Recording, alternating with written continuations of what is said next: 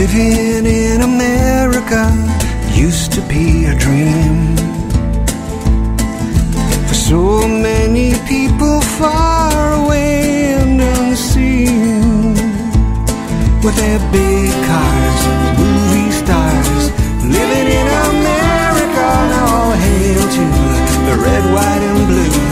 Living in America was a dream. In this land they tell you to reach for anything you want.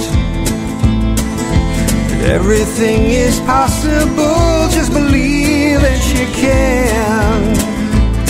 'Cause we're God's chosen children, living in America without long hugs and white picket fences, living in America. Hi everybody, this is Richard Sachs on Lost Arts Radio. This is a special broadcast with Dr. Bill Warner. He's been on our show quite a bit and done a really great series that you can see by going to lostartsradio.com. On all aspects of Islam for people who really want to study it and understand what it's really about, what it means, the history that's involved in it, what Muhammad's life was like. It's really interesting stuff. And I felt like with all this talk about Islam going on and current events especially, that I really needed to know from an original source, not a commentator of some expert, a commentary by some expert, but the real expert, which is Mohammed speaking for Allah, and really enjoyed studying and learning all about that. I actually support teaching Islam in the schools, in the reality of Islam and the real history of it, what it's done, what Muhammad believed in, what his life was. And the context that I was trying to say for the current situation is this, I think was the 6th of August of this month was a major day in American history. And that was when the social media giants got together and started mass banning of points of view they don't agree with, primarily the biggest comprehensive news service that is accurate that I know of on the planet right now, and that's Alex Jones. A lot of our guests we share with Alex, and he's just an amazingly informed historical commentator and very courageous to say what is not necessarily acceptable politically in the current society. So, I just always refer people to Alex's show, and there's a reason that he's been almost totally banned from the internet now with not even any pretense of a reason other than hate speech and the fact that they say he beat up children, and just as a quick note, the reason they say he beat up a child is because there was a news story on one of the mainstream stations about a man that was being hit in the face by this out-of-control kid, 10 or 12 years old, and finally got tired of being hit in the face, and he pushed the kid down on the ground. He wasn't hurt or anything, and the kid just started screaming and said, "You're going to go to jail," and all this stuff. It was a perfect setup, if you don't show the face of the man, to say Alex Jones did it. So all the major news media say Alex Jones did it, and that's why he's being banned everywhere. And it's totally untrue, but that's their reason. So in that context, this is a good time to talk about censorship, because this is leading up to stealing the 2018 midterm elections, and then doing much more than that as a result of totally controlling even the major search engines. I checked on Google recently under the word idiot, which somebody told me to check, and it's got a big picture of Donald Trump on it. Oh. That's the degree to which they're going now. It's really, really serious, while they're trying to make you think it's Russia, which is completely not true at all. So with that in mind, I thought, let's bring on Dr. Warner, because Islam is playing a huge role in current events right now, too. And I want to see how censorship fits into the whole history and belief system of Islam. So sorry for the long introduction, but welcome, Dr. Warner. It's really exciting and fun to have you on the show every time. I think we're going to have a good time here, Richard, and I don't think that we'll be able to exhaust the subject in only 2 hours. No, I don't either. I don't think we will get started. Yeah, exactly. So do you see any connection whatsoever in what I've been talking about and the whole history and operational system of Islam? Well, yesterday, no, the day before yesterday, I was in Minneapolis and I gave a 6.5 hour talk on Mohammed. And so I'm freshly primed. And Mohammed repeatedly, now his form of censorship was even more extreme than Google. His form of censorship was assassination. It's a lot more efficient. But let me ask, before we get into that, who did you get to actually listen to something for 6.5 hours? This was someone else set up a seminar. His name is John Guandolo. Yeah, I know. And so he invited me to speak. He has an interesting concept in training. It's a 6-day training, goes from 8 in the morning till 9 o'clock at night. And it's done in a convention, it's done in a center, so you don't even leave except to go out to have a restaurant or something. So everything's there. So it's intense. It's saturation teaching, which can be highly effective, actually. Yeah. So this is John Guandolo from understandingthethreat.com. Yes. Yeah, he's a good guy. So, okay, I'm sorry to interrupt. Let's keep going with what you were saying. So anyway, my mind is freshly primed with the idea that Muhammad did not allow anyone to say anything about him that he didn't like. So this is the background as to how Islam deals with censorship. That is, you have the Quran, the Sirah, the Hadith. That is, you have Muhammad and Allah. And they call what I say about Muhammad blasphemy, which basically means we don't like what you said. Who calls it that? Who calls it that? You said they say what I say about Muhammad blasphemy. Oh, a Muslim would say that. What I say is blasphemy. Okay. So therefore, the point I'm trying to make here is that I qualify for Sharia assassination. But, for instance, multiple people were killed who were intellectuals, who wrote poems. So 2 different people who wrote a poem about Muhammad that he didn't like, they were assassinated. Okay. So you talk about censorship. Now that's censorship. Okay, so the Southern Poverty Law Center is accurate in their classification of you. If you're a person that, it qualifies for assassination, certainly you're a hater, bigot, Islamophobe, whatever. Racist, hater, bigot, Islamophobe. Yes, indeed. Yeah. And the Southern Poverty Law Center, let's talk about their form of censorship. That is, at first, when the Southern Poverty Law Center started putting out its hate list, and I'm one of the first they chose, so I have seniority amongst the racist, hater, bigot, Islamophobes. Wow. Okay. Been doing it a long time. Okay. And what do? I just talk about what Muhammad said and did. And for that, they say that it's peculiar. They say I'm anti-Muslim. And I've got nearly 200 videos on YouTube. I've written books. I've got newsletters. I never trash mouth Muslims. As a matter of fact, I don't even criticize Muhammad. I just say, what did I just do? I said he had people assassinated because they offended him. Notice I didn't say that was wrong. Besides, he's doing it for God. It can't be wrong anyway. We're not talking about that. So I don't say he's wrong. I just say this is who he is and this is what he did. So because of that, they call me anti-Muslim. So I'm not anti-Muslim, but then again, that doesn't make any difference anyway, because with the Southern Poverty Law Center, like all these others, there's not a phone you can pick up and call and say, hey, Southern Poverty Law Center, what you said about me is not true. No. They don't respond to emails. That is, but what they said was, at first, it was like they just wanted to shame me. So down at the truck stop on the privy walls, it says, for a good time, call Bill. Right. That kind of slur. And so for a long time, it went like that. But then about a year ago, and this is important because this really started happening a year ago, they said, no, our goal is to drive people such as me and another list off the market. That is, we want to totally shut them down. We don't. And by the way, a Muslim has chimed in on this and says, people such as myself, this is, who's the Minnesota congressman, what's his name, who's a Muslim? I'll think of it in a moment.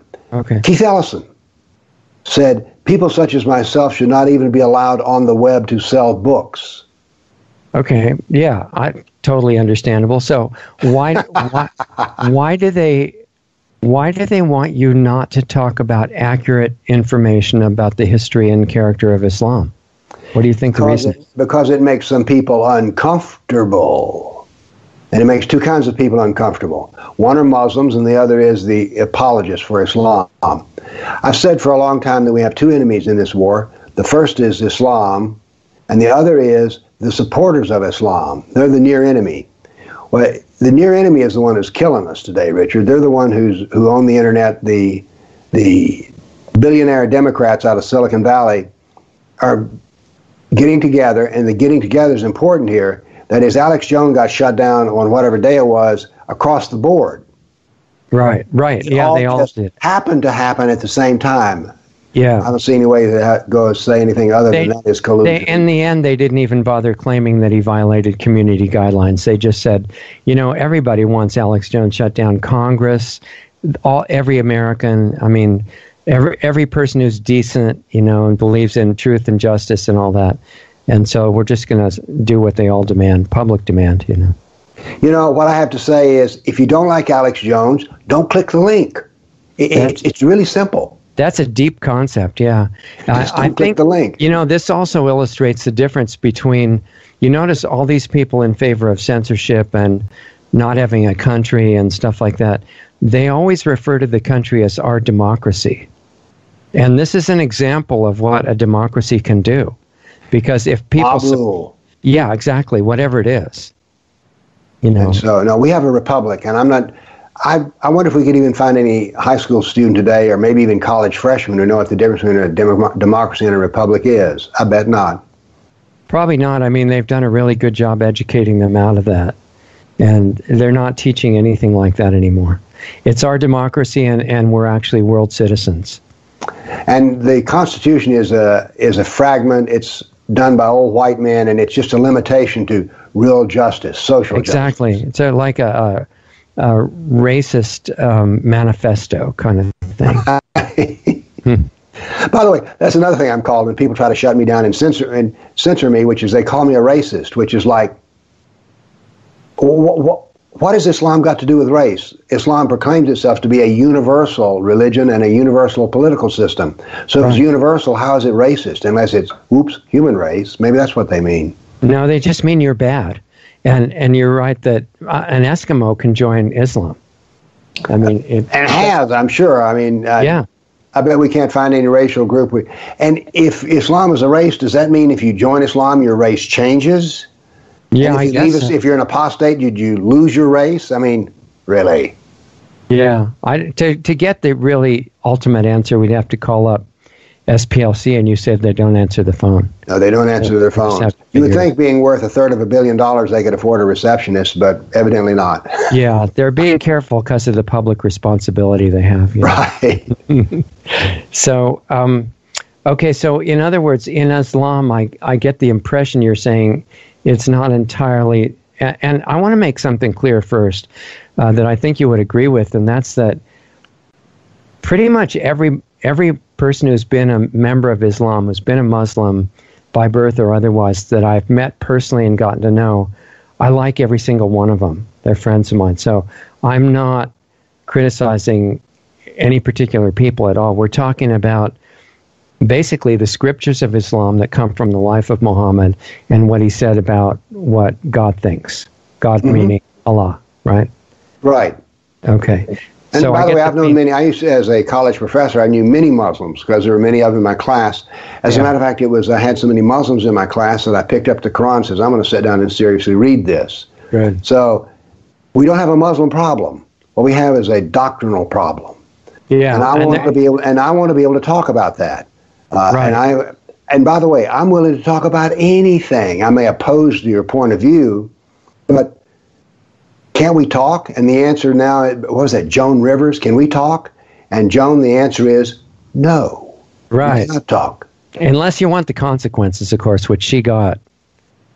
So, anyway, but censorship, I'm a 77-year-old man, Richard, and I never thought that I would live in a day in which I would see censorship in America. I have a dear friend, VJ, who is an American citizen and a fervent patriot. Some of the strongest patriots I've ever met are people who've come to America and became American.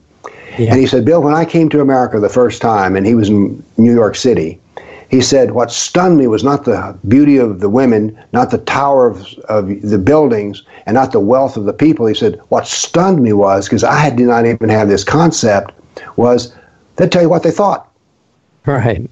And he says, I'm a Hindu. We never tell you what we think. We only tell you what you want to hear. So he says, I was stunned by that. But he says, now 40 years later, Bill, I hate to tell you this, but America is now becoming a Hindu culture.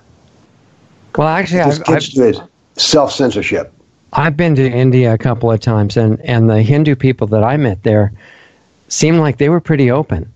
Well, maybe VJ was exaggerating, but the truth of the matter is today we self-censor, which is the worst form of censorship. That is, we have children who've been trained that, basically they've been trained that you never want to say anything that makes anyone uncomfortable. Oops, not anyone. If it makes white people uncomfortable, doesn't matter. But if it makes a real official minority, if it makes someone who's official minority uncomfortable, then what you're saying, even though it's factually true, is hate speech. That's the reason I'm called a hater. Fortunately, most people aren't a member of the majority anymore, right? That's changing.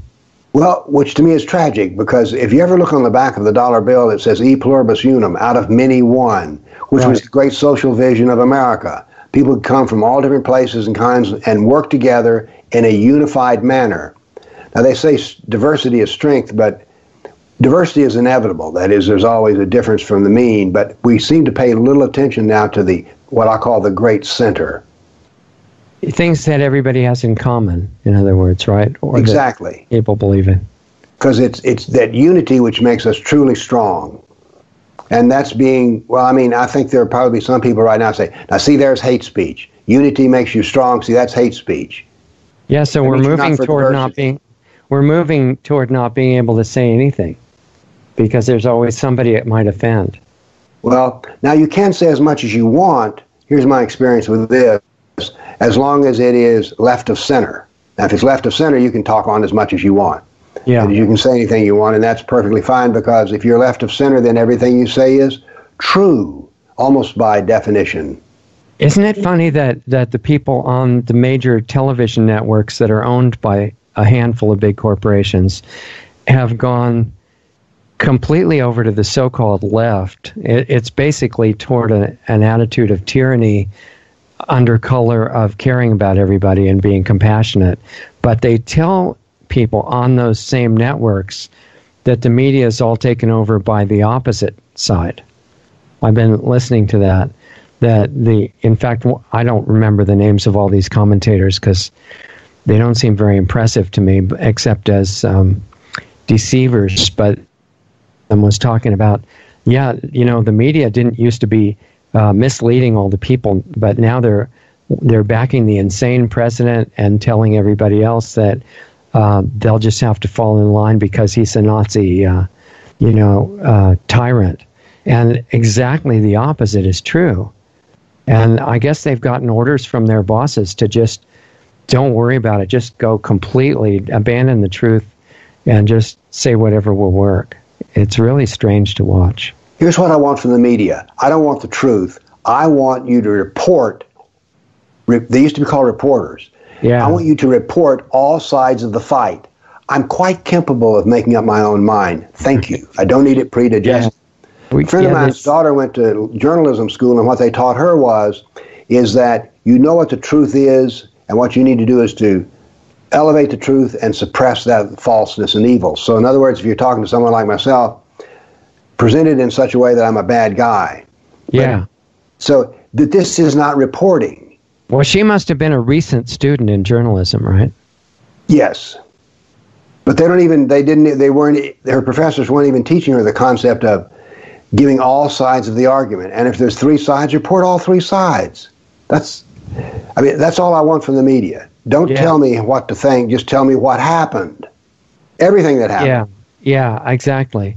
So I guess the fact that it's so bad right now and only like 50 or 60% of the country is mesmerized by it, but the other part is getting information by individuals and others that just go to the site of an event, they have their cell phone, and they start showing everything, which is, I think, really great.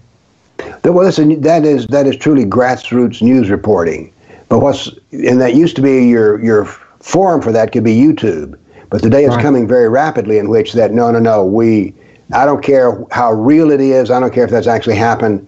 It violates our community standards, which they don't seem to ever publish. The other thing they can't define for me, Richard, is what is hate speech? Yeah. They're all against hate speech, but they never tell me what it is. For instance, I hate abuse of children. Does that mean, is that hate speech? I don't think so. To say what you hate has to be hate speech because you're mentioning the hated thing. I guess. Like, language is becoming a weapon stronger than bombs or anything. Oh, much stronger. Right. But I think that's always been true. The pen is mightier than the sword.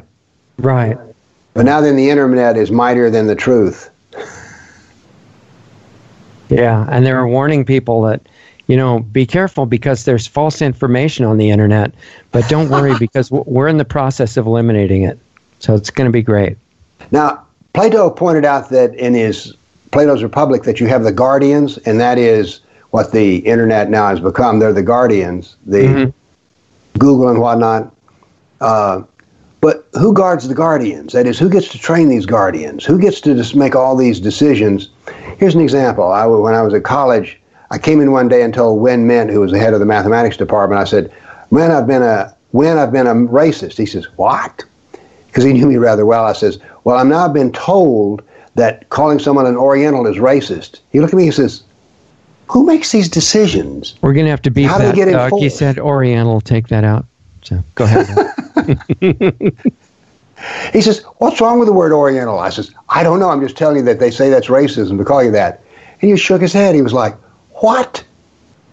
So who created the fact that Oriental was racist or hate speech or whatever is it? Yeah. Where do these people live? And I don't think do they have a number you can call? Yeah, they just don't answer, but they do have a number.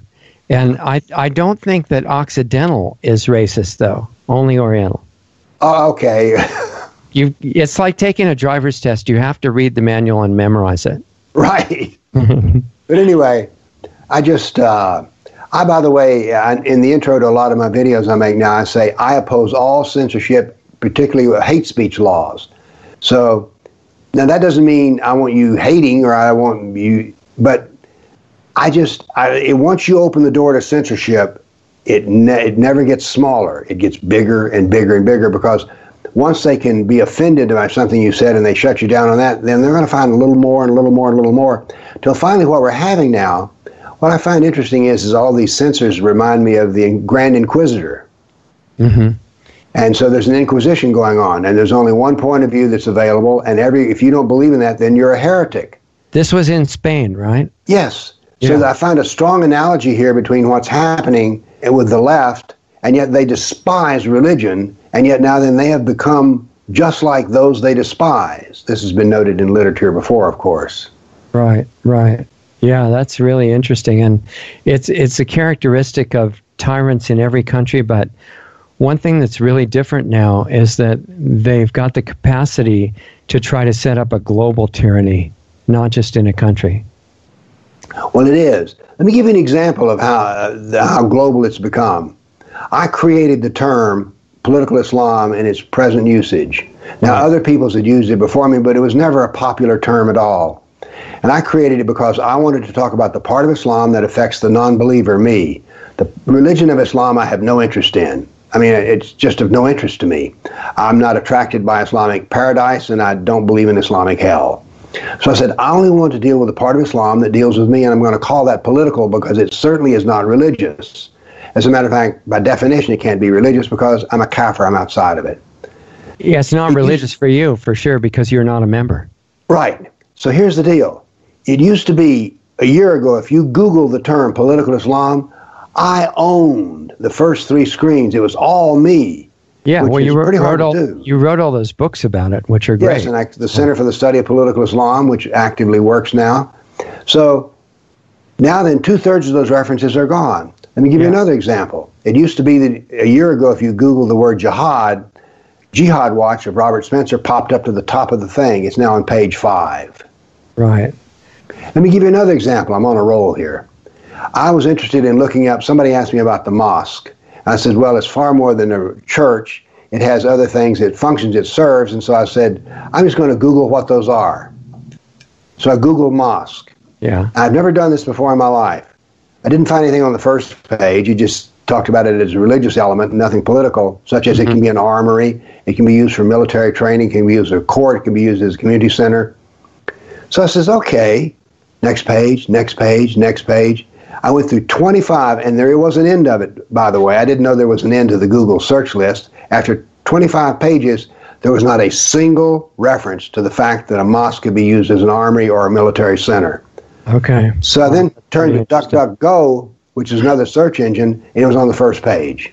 Right. This is global censorship, Richard. Yeah, that's true. That's true. So when you look behind that at what that means whoever is running this, which from what I can tell is a very small cartel of people at the top of the power structure, it's clear from how they're changing that what they want, and it's very important to them that no one thinks of Islam in any kind of a negative way at all, even if it's true. Is that Google has stated at one time that they would elevate those who praise Islam in the search engine and depress those who criticize Islam. Right. So they've stated it as corporate policy, and I'm telling you, it's working. But this is a global censorship. Right. And it has dreadful implications, because in elections, you would like to think that everybody could hear everybody's message. But what's happening is that more and more, those who are right of center or not, their message doesn't get out, or pressed and critic. Who was it? Somewhere there was some lady who was she was Republican running for office, and I forget now which of the major ones, that maybe Facebook, just took her ad down. For what reason? They didn't want people to read her ad. Yeah, in fact, I contacted the office of a lady running for legislature in California yesterday, because she had a great ad. It was really clear, logical, uplifting, inspiring, and so it was obviously taken down. And I called her to see if she'd be on the show, and I think she'll be on pretty soon. But that's happening all over the country, all over Europe. People are being arrested and going to jail now in Europe. Well, look at Tommy Robinson. He was basically arrested for the political crime of, they don't want him talking about the molestation of children in Great Britain by the Islamic grooming gangs. No, right. And I don't think the appeals judge who let him out understands what a big chance he's taking for his career, because Tommy Robinson was not supposed to get out. Well, I think the thing he does, what little I know about it, he's the equivalent of the chief of the Supreme Court, so he may be difficult to do something with there, but good. And I think he's appointed for life. But nevertheless, he was being censored. He wasn't robbing people, he wasn't harming anyone, he was simply presenting news that they did not want to get out. And so therefore they shut him down. And the news is not only about Muslim grooming gangs, which are basically, if I understand it, rape gangs, but it's for anything with child trafficking, exposing what's going on with the global industry of child trafficking and child sacrifice and things like that. You're not supposed to think that that's anything but a conspiracy theory. So anybody that starts bringing that out gets in trouble. I am deeply disturbed. As an old man, I have time for only one issue. But there are many things on the periphery that I see, and one of those is sex trafficking. I think that there's something going on which is deeper and darker and far more big. That's not good English there, but I think it's much larger than we suspect. Or even maybe I'm wrong there, but here's the point. So. I don't trust the media to report it correctly to me. Oh, no, their job is to hide it, and they're doing as good of a job as they possibly can. But what I've come to, I've been looking at the global power structure, and if you graph it, it's a pyramid-type power structure. And Islam is a very powerful tool somewhere in the upper third or so. And they're really using that to destabilize society with the idea that people will ask for their own enslavement to become free of the chaos that that's causing. But above that, far above the level of elected leaders, is basically, it doesn't matter what you call it, but I would describe it as a satanic cartel. And they're into evil for its own sake, not for money. And people don't grasp that at all. But I think that's what's using the elements of Islam that are willing to do what Muhammad said for their own motives later on. I mean, it just looks like... I've been asked about the collusion between the left and Islam, and I say the left sees itself as the hammer and it sees Islam as the anvil. And with it, those two things, they will bring down our society. What the left thinks is that after that has happened, then we will be able to create this utopia which we want. Yeah. But they do not understand Islam. Because, let me give you an example of the left trying to use Islam. This happened in Iran. It was the left, the Tudor party, who brought the Ayatollahs to power in Iran. 5 days after they took power, they issued death warrants for all the Tudor party leaders. So there's a historical lesson here that the left needs to understand is you may think you can use Islam, but it will not work out like you think in the end, sir. Not at all. Right. Right.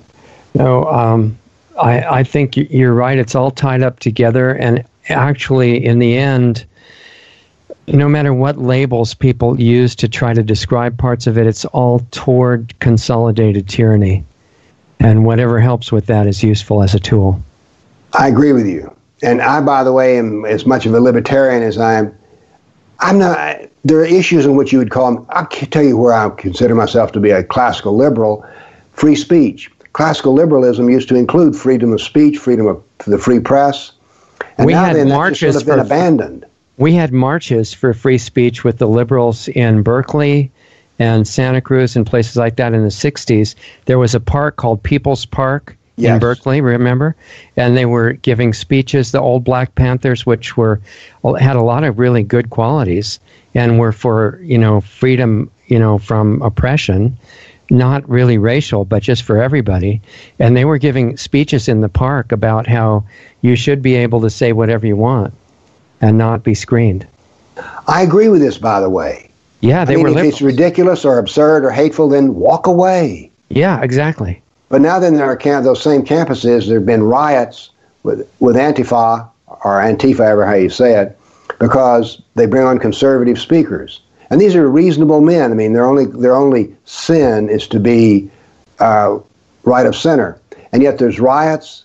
And then they want to turn around and say, if you're going to have another conservative speaker, this is censorship. They say, well, you'll have to pay the $20,000 security charge for. It's like, wait a minute. Certain speakers have to pay $20,000 security charge, but the other people, they don't have to pay it at all. So you're charged according to your politics. This is dreadful. So when you look at that happening to the people called on the right, I guess, right, is what you were just saying, who are labeled conservative, in the bigger picture, since to me a lot of the stuff they're saying is just self-evident common sense, no matter what your point of view is, if you're more or less a human, what does conservative and right-wing mean? What's that about? I still don't. I'm not really sure. I don't use those terms too much myself, particularly to describe myself. I go point by point. On free speech, call me a liberal, classical liberal, because I believe in free speech. Yeah. Now, I know you can't yell fire in a crowded theater, blah, blah, blah. Right. But we're not talking about that. And maybe if somebody's yelling, kill such a group, it's like, well, we need to talk about this. Nancy Pelosi pointed out that you also can't yell wolf in a crowded theater recently. Sorry. What? She forgot. Yeah. She didn't get it quite right. I thought it was kind of amusing. Sorry. And you probably can't because somebody should put out a little book about her malapropisms. I mean, it's like just so you get them right. Yeah. Anyway, aside from that, about wolves and fire and everything, you should be able to say pretty much whatever you think, and then people can either agree or not, right? And in the university, what we should be teaching is how to debate. Do they even teach how to debate anymore? It's like university should be filled with debate. So if it's about whatever it is, pick an issue that you can hold for it or against it, and you don't start screaming and yelling, try to shut people down, don't try to pull the fire alarm so they can't speak. By the way, there's something which I don't know if we want to get off into, but I see that freedom of speech has we'll call it a spiritual quality. That is, as human beings, I think we have an innate right to be ourselves. And if part of what ourselves is how we think and what ideas we have. So I think that when you try to choke off speech, you're becoming less human. Well, it does have a spiritual quality because you can't have real spiritual investigation unless all these great teachers in the past in history have said various things of thyself. And you can't know thyself unless you're going to try to be thyself. And part of that is, exploring it with speech. So if that's cut off, you can't know what's going on. And so anyway, Richard, I'm appalled at what's happening to our nation and the world in large, because this idea that somehow or another that people who have ideas that you don't like, there's something else, by the way. This is how they treat me. They don't say what I say is wrong, factual. That is, they don't address the intellectual quality. They just say that I'm an evil person. That is, a bigot is evil. A hater is evil. A racist is evil. An Islamophobe is evil. So they don't address anything anymore on the basis of facts. I saw a video this morning with Stephen Monu, or I never can think how to pronounce his last name when I think of how it's spelled. But anyway, they walked up, he and Lauren Southern walked up to this group who were having a demonstration, and he said, I'd like to talk to you about what you're saying here on your sign. The man came unglued and started screaming at him what a racist he was, and the police came along and made them walk away. So he was offering, he says, just tell me what you think and why you think it. And that was considered to be offensive. Right. Well, you talked about, not being able to say certain things, and it's not because they were wrong. And did we talk about on a previous show this new concept they've invented called hate facts?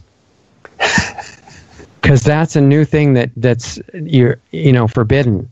Is that it could be true, but if anybody is offended by it, then it could be a hate fact, and you could be guilty of expressing it. Have you read 1984? Yeah. Are we not just perfect? Could this not have been ripped from the pages of 1984? Yeah, I think you could call this 1985. Yes. I mean, hate facts.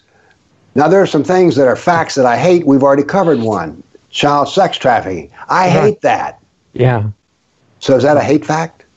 Yeah, expressing that you hate it is hateful too. Somebody could be offended at that. It's just like the 1984 concept. And I think, what you've been saying points out something really interesting. There's a phenomenon underneath all this stuff, which is that a large segment of society seems to have become mentally deranged. It's not that they have an outside-the-box point of view that you don't like. They can't express the point of view coherently, and they just go crazy and start wanting to hurt people and destroy things and scream. Well, this YouTube video this morning when Stephen walked up and says, I want to ask you what you're saying here and what does it mean? Which seems to me to be perfect opium to give him your sales pitch. Yeah, yeah, exactly. And instead he starts screaming at him what a racist he is and how your ancestors killed my ancestors, and it's like, right. What? Yeah. And then the police push them away. Which, by the way, is sort of odd within itself, because it was the man who was aggressive, literally in his face, poking his finger at him like this with a lit cigarette. Yeah. And so, I mean, this is not rational. This is purely emotional. And I mean, he was hating him, and yet the police enforced his hate. That is, when I say his hate, I'm talking about screaming at him about how your ancestors killed my ancestors, and Stephen didn't even know what ancestors he was talking about. Were these guys both the same so-called race or different races? Well, Stephen appears to me to be white, which is, of course, a harm within itself. And the other guy appeared to be, I couldn't tell what race he was. Well, if he was some different race, that could be the reason the police did that. Because I just suddenly realized if you're a race other than white, you are the victim, no matter what you're doing. Right. By the way, part of my education by my grandmother and my mother was, don't be a victim. Yeah. But if you have problems, prevail. I remember one time I talked with a historically black college one time, and I said, do you realize that if you make the victim your model for dealing with society, can I point out something to you guys? And it was all black students. I said, a victim is a loser. Why do you want a philosophy of life based on being a victim? Because that's being a loser. I says, it just doesn't make sense to me. And of course, they had no response to that. One of the things I loved about students was giving them contradictions or giving them questions in which they were like, I never thought about it like that. What does that mean? Yeah. And then how they respond after that tells you how far gone they are. Because if they haven't gone completely crazy, they could come back. If I did that today, I bet the police would be in the office in the classroom within 10 minutes, because somebody would phone and say, "This is a racist." Yeah. Which, by the way, has become another term. It's when it's like, it seems to be a term that is not really well defined anymore. It just seems, we don't like you. We don't like what you say, and so therefore, it used to be the worst word you could say was call somebody a racist, and so I think it's just a slur, a curse word that's being used now. Yeah. It's like the whole idea of clarity of thought is disappearing. And it doesn't matter what the word means. You just scream it, when you need to. Part of clarity of thought, I talk about this more than one time. A scientist precisely defines his terms, because fuzzy terms lead to fuzzy concepts, which lead to fuzzy thinking. You need everything precisely defined. And yet people, like I say, at Facebook, they can't tell you what hate speech is. They don't know what it is. At least they can define it. And if they knew, they wouldn't want to tell you anyway, because that limits how they can use it. Well, they have those community standards, those are not published anywhere. Those are safely locked away where nobody can disturb them, But very useful, evidently. Yeah, they are. It's just amazing. I mean, this is like a combination of 1984 and Kafka's The Trial and, several other things like that they just depart from logic completely. By the way, can I point something out to you here, an observation, which is, have you noticed how rapidly this is coming about? Yeah, it's really accelerating. Through the lens of history, this is happening in almost immediate time. It's well, I think part of it in America right now is that they've got about 2 months until a big election, and they want the entire social media mechanism compromised before then. I think you are correct, sir. This is very political. Yeah, because if they can't find out anything about Donald Trump except he comes up under idiot on Google, that could affect the election. Yes. And this is all tragic, Richard. This does not have a good ending. And I would like to say that to those who think this is all so cool. This doesn't end well. They're cheering for it. It's bizarre. I mean, that's what I think the global rulers, if they have any kind of sense of humor, they think this is kind of funny, because they are actually being successful in getting the victim to cheer for their own destruction. I agree. But it will not end well. And I'll say something else. What goes around comes around. It may take a while. And this is what I don't want. This is very upsetting to me. Yeah. Well, as a country, we're not making very good karma at this point, right? Which is basically very bad karma. Yeah. When morals become confused, when thinking becomes confused, how do you get a good nation out of that? How do you get a good community out of people who are confused, afraid? I think this is one of the reasons that Alex had to be shut down, because he was saying, look, no matter what's done to you, don't take the bait of causing offensive violence, and just keep pushing unity. And what he thinks he got them to shut him down with most recently is in Portland, where they had beat up peaceful demonstrators before Antifa had come in and started hitting them with chains or whatever Antifa does, when that happens. They brought like 10 times as many people this time and kept it peaceful. And they noticed that they were all colors, all races, sexes, genders, religions, and everything. And they were all really coherent, nice, and cooperative. And it just wasn't worth it for Antifa to really try to kill all of them, and they kind of gave up, and that could never be shown on the media, So the fact that it got out a little bit, Alex's prediction was after that he'd be banned from the internet, and that's what happened.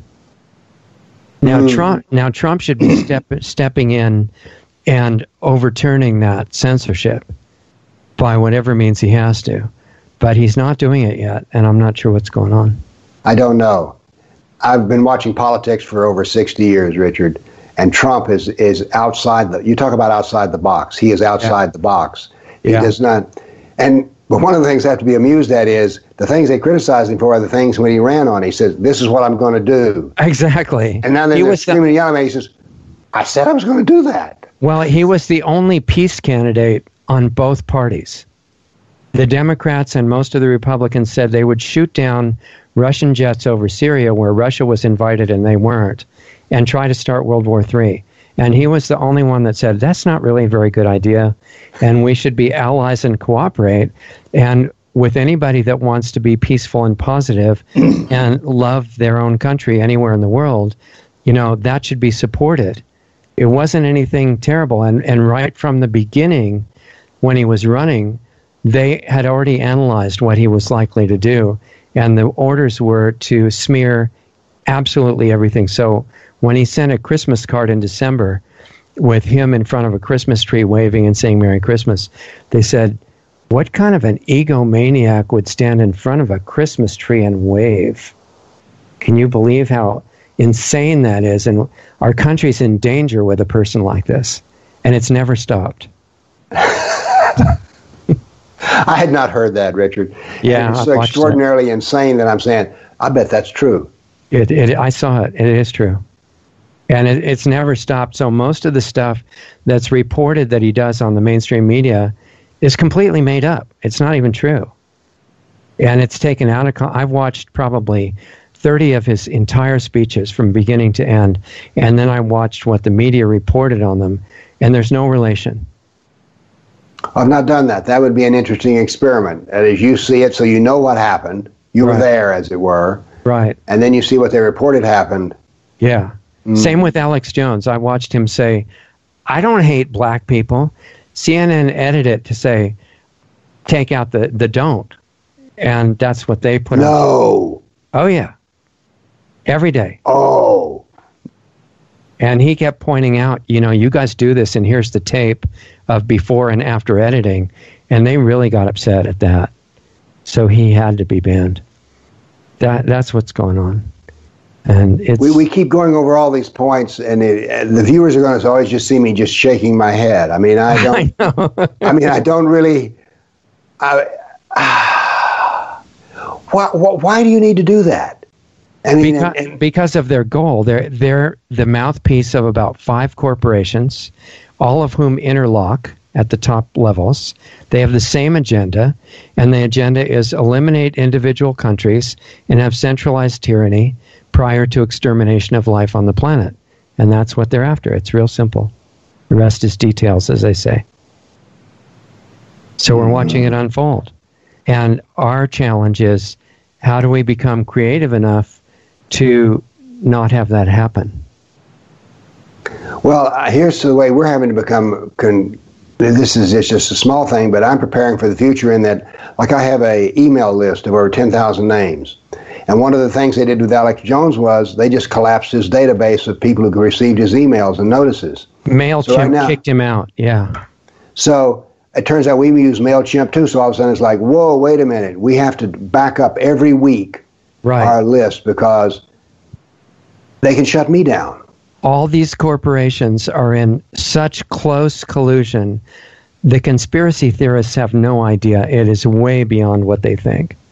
And so PayPal, all the banks, all the airlines, all the social media giants, I mean, all these companies, they're completely unified. They just have a facade of being separate. And that's if we logically extrapolate from how we're going here, is the day will come when also the power company will say, I'm sorry, we're shutting your power off. We don't like your politics. And the phone is being shut off and the water's being shut off. And you go, oh, that will never happen. Yeah, but you're free to change your political voting, and then it'll be turned right back on. Right, then we'll turn it right back on.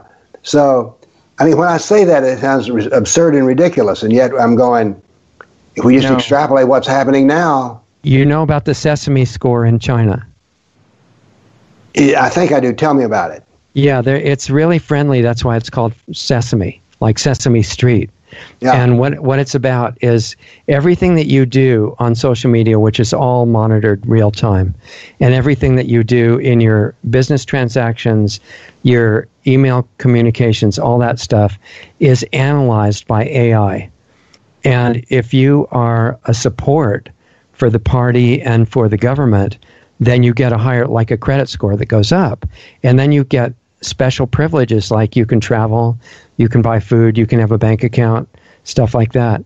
And if your score is below a certain level, at each level you lose certain of those state privileges.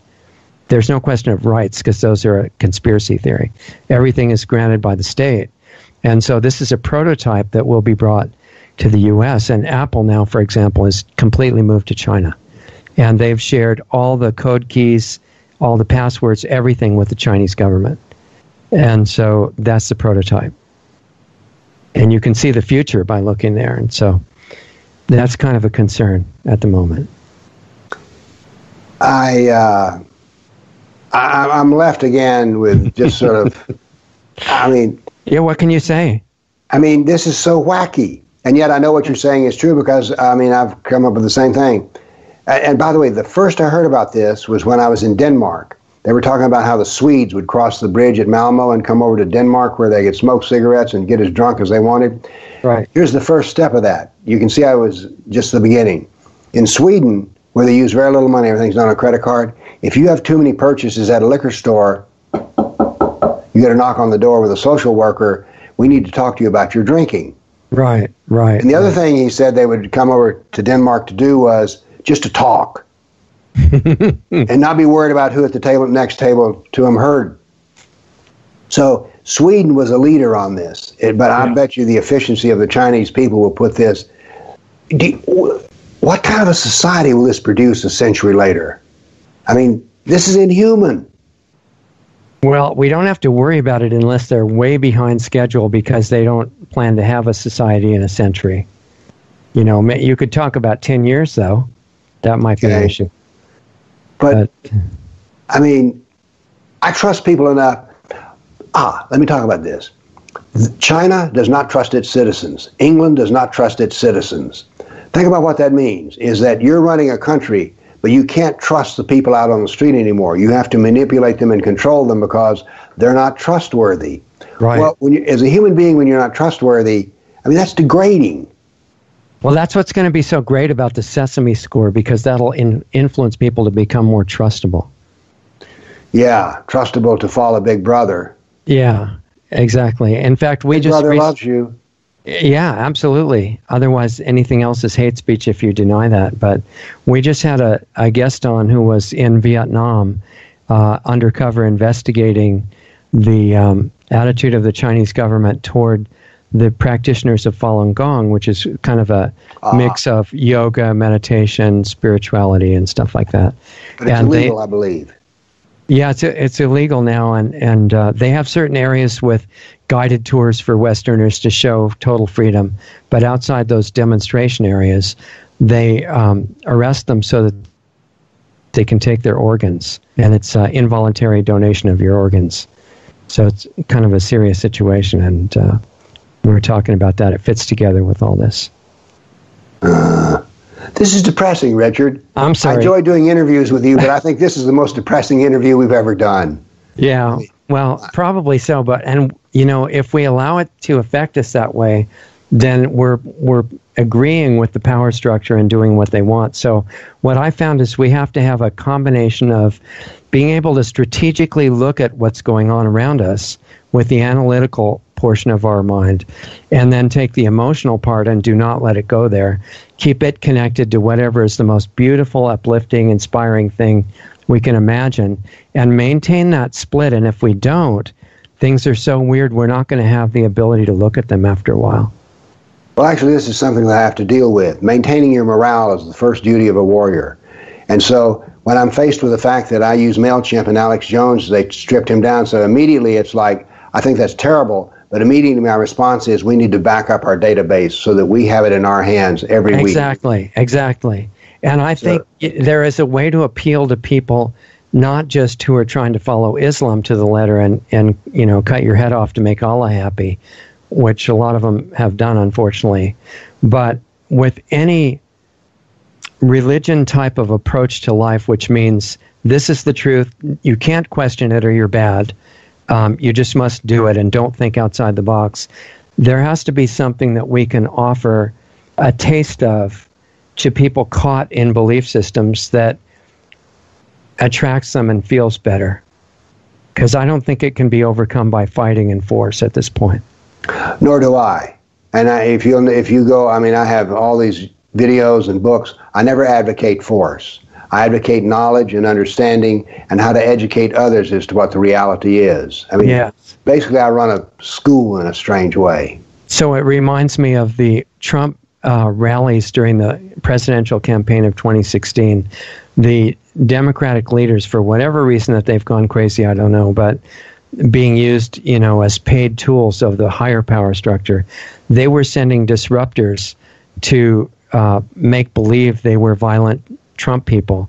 Mm-hmm. And the Trump people, in many cases, recognized them, brought them in and said, you guys are part of our group. We love you and we'll give you access to everything. And they said, wait a minute. We were taught that you were terrible. And many of them converted. And really? I think it's a clue of what could be done to change it from depressing to exciting.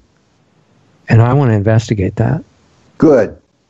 Yeah, I think we could do it. So the question is, in previous shows we've gone over, if somebody follows Islam to the letter, according to the Quran, not the imams or anything, some imams, yeah, but the Quran, the Sirah and the Hadith, and what Mohammed said and what supposedly Allah wants, what makes him happy or unhappy, they're going to be doing some not very friendly things and taking over the world to make world peace by killing everybody that disagrees.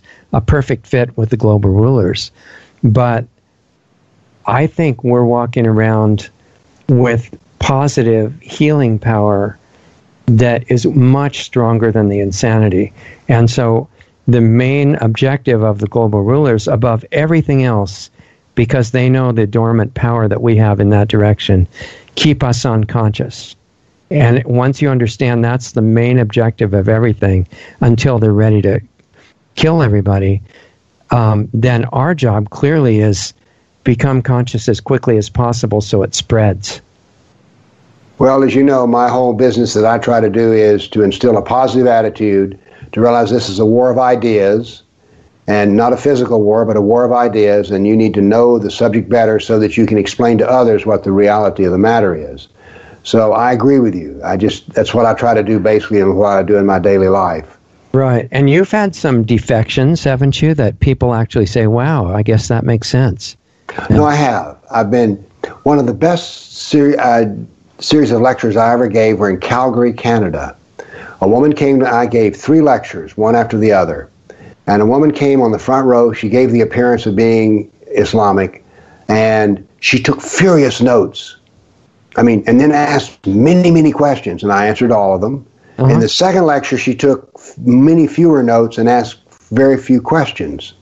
On the third lecture, she took no notes and asked no questions. When the talk was over and everybody left the room, she came over to me, stuck out her hand to shake my hand. I says, well, she's not too Sharia compliant. And she says, I want to tell you that I tried to talk with the mayor of Calgary to let you not speak here because I said you were a hater. But she said, I've listened to what you've said today. You never demean, you never degrade, you never mock, you never ridicule. You just say, here's what it is and here's what it means. And she says, I now have many questions I need to ask my leaders. That to me was the perfect result. That's incredible. And what you did is you proved that the hypnosis can be broken. Yes. Because that is our main, way in through this thing to change it from depressing to exciting. That was exciting for me. That made my day. Yeah. But as she said, you didn't degrade, you didn't ridicule, you didn't mock, you didn't anything. Right. So we're not just another voice of division saying, certain belief systems are good and certain ones are bad. We're saying the whole paradigm of splitting into good and bad is what leads to endless war. And unity is something different. These are the facts. Yeah. You're not old enough, but there used to be on TV, there was something called Dragnet. I saw it. Oh, you did? Just the facts, ma'am. Just the facts. Yeah, it was great. I'm a just the facts kind of guy. Exactly. No, I think it's great. And there's something beyond that you're contributing, because you're not just saying a list of facts. You're also demonstrating what a person's like when they don't actually hate anybody. I'm a nice guy. Yeah, that's a deep concept, I think. I mean, if people learned how to be nice, it would be like a major leap for humanity, I think, beyond any complex belief system. And if you're like that, no matter what people think or see or hear, they feel it. And it's hard to have a fight with somebody who's not being your enemy. Well, like I say, I mean, people who watch me doing the interviews with you, this is who I am. I only have one face. That's the face you see. I don't have another face. Right. And I actually like people a lot. I have kids, grandkids, so I like people. Right.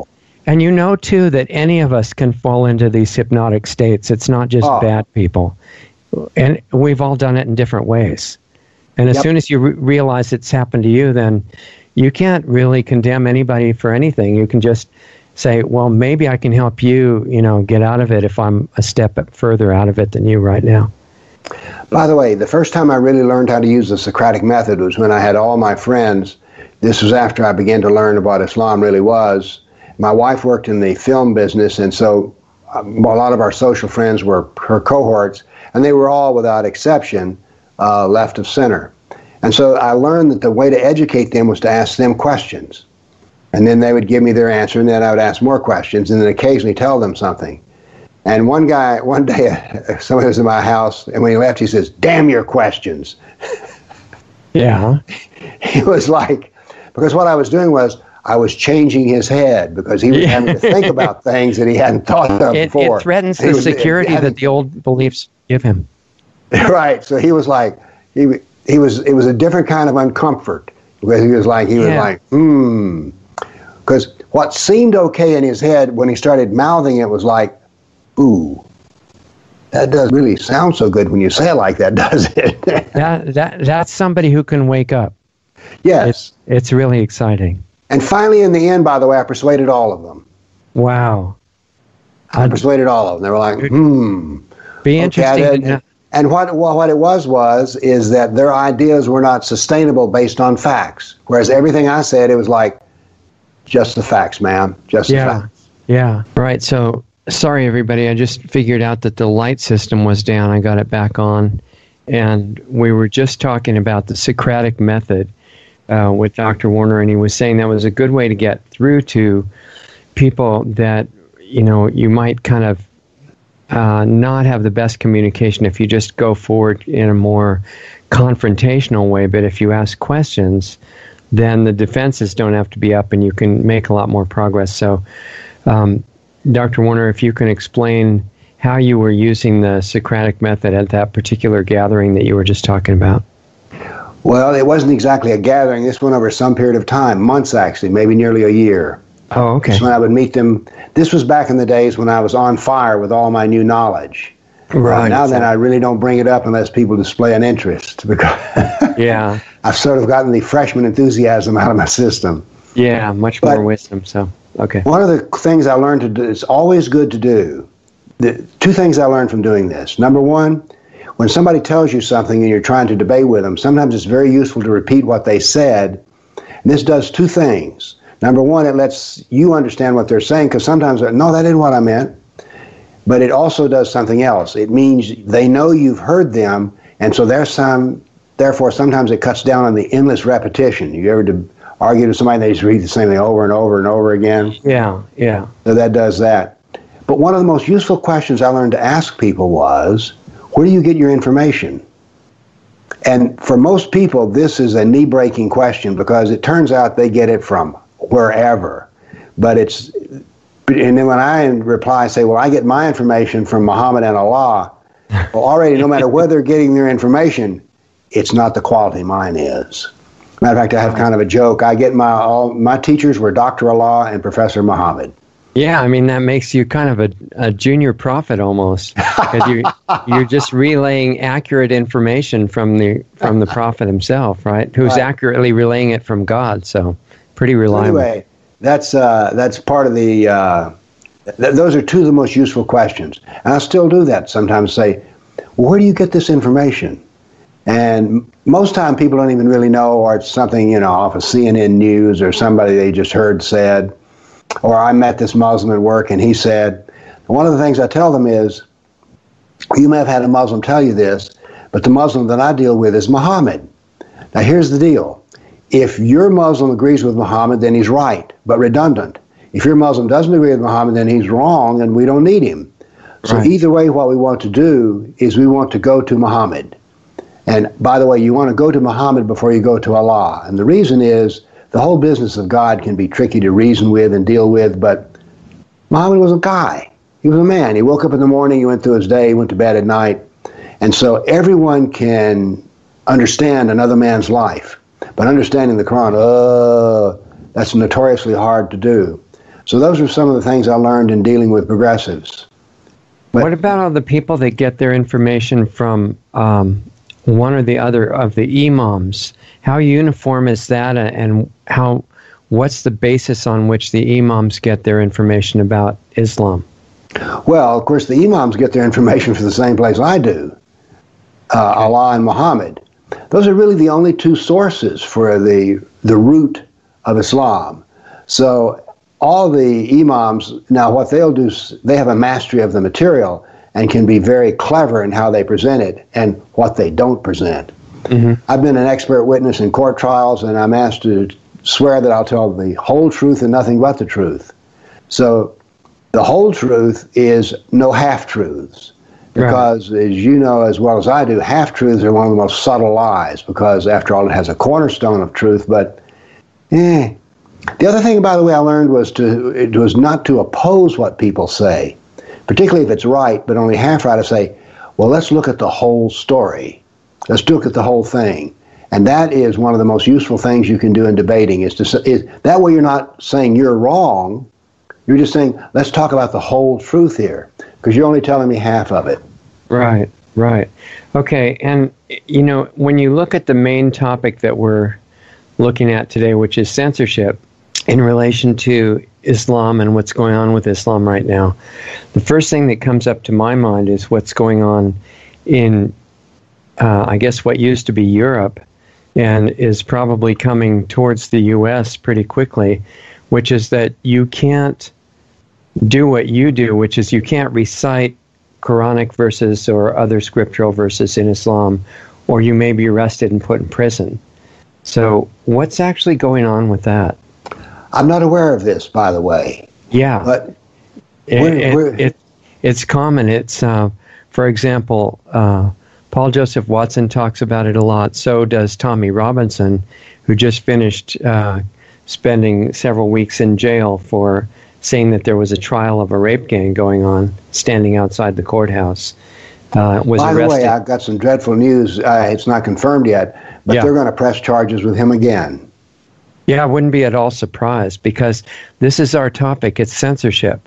And putting him in jail means that he can't speak as openly. And what he was doing is he co-authored a book that you may have seen with, I don't remember, unfortunately, the name of the other author, whose name is first on the book, but it's called Muhammad's Quran. And it's showing what Muhammad said, just like you're talking about. Mm-hmm. And a lot of the people who are quoting the book and quoting those verses are being accused of hate speech just by quoting them, especially on social media. Not anything about them, just quoting them. Whoa, this is news to me. This is a whole new level of... But like I say, I quote Quran very little. I usually just stay with Muhammad. Yeah. But that's included in this new policy. And that if you post a YouTube video, for example, talking about verse A, verse B, verse C that are in the three scriptures of Islam, you can very commonly get that video banned from quoting those verses, even if you don't say anything about them. Well, I can confirm this to some degree. I have, the best thing about what I do is I get to meet really wonderful people. And one of the people I got to meet was a North African Jew named Pierre Rehov, who now lives in Israel. And he put together a 10-minute clip of jihadist who body bomb didn't go off, or they tried to commit an act of jihad and it didn't work. And all he did was to show their face and with them talking about why they did what they did. Put it up on YouTube. Now this is pure data. This is pure information. There was no comment with this. It was just translated.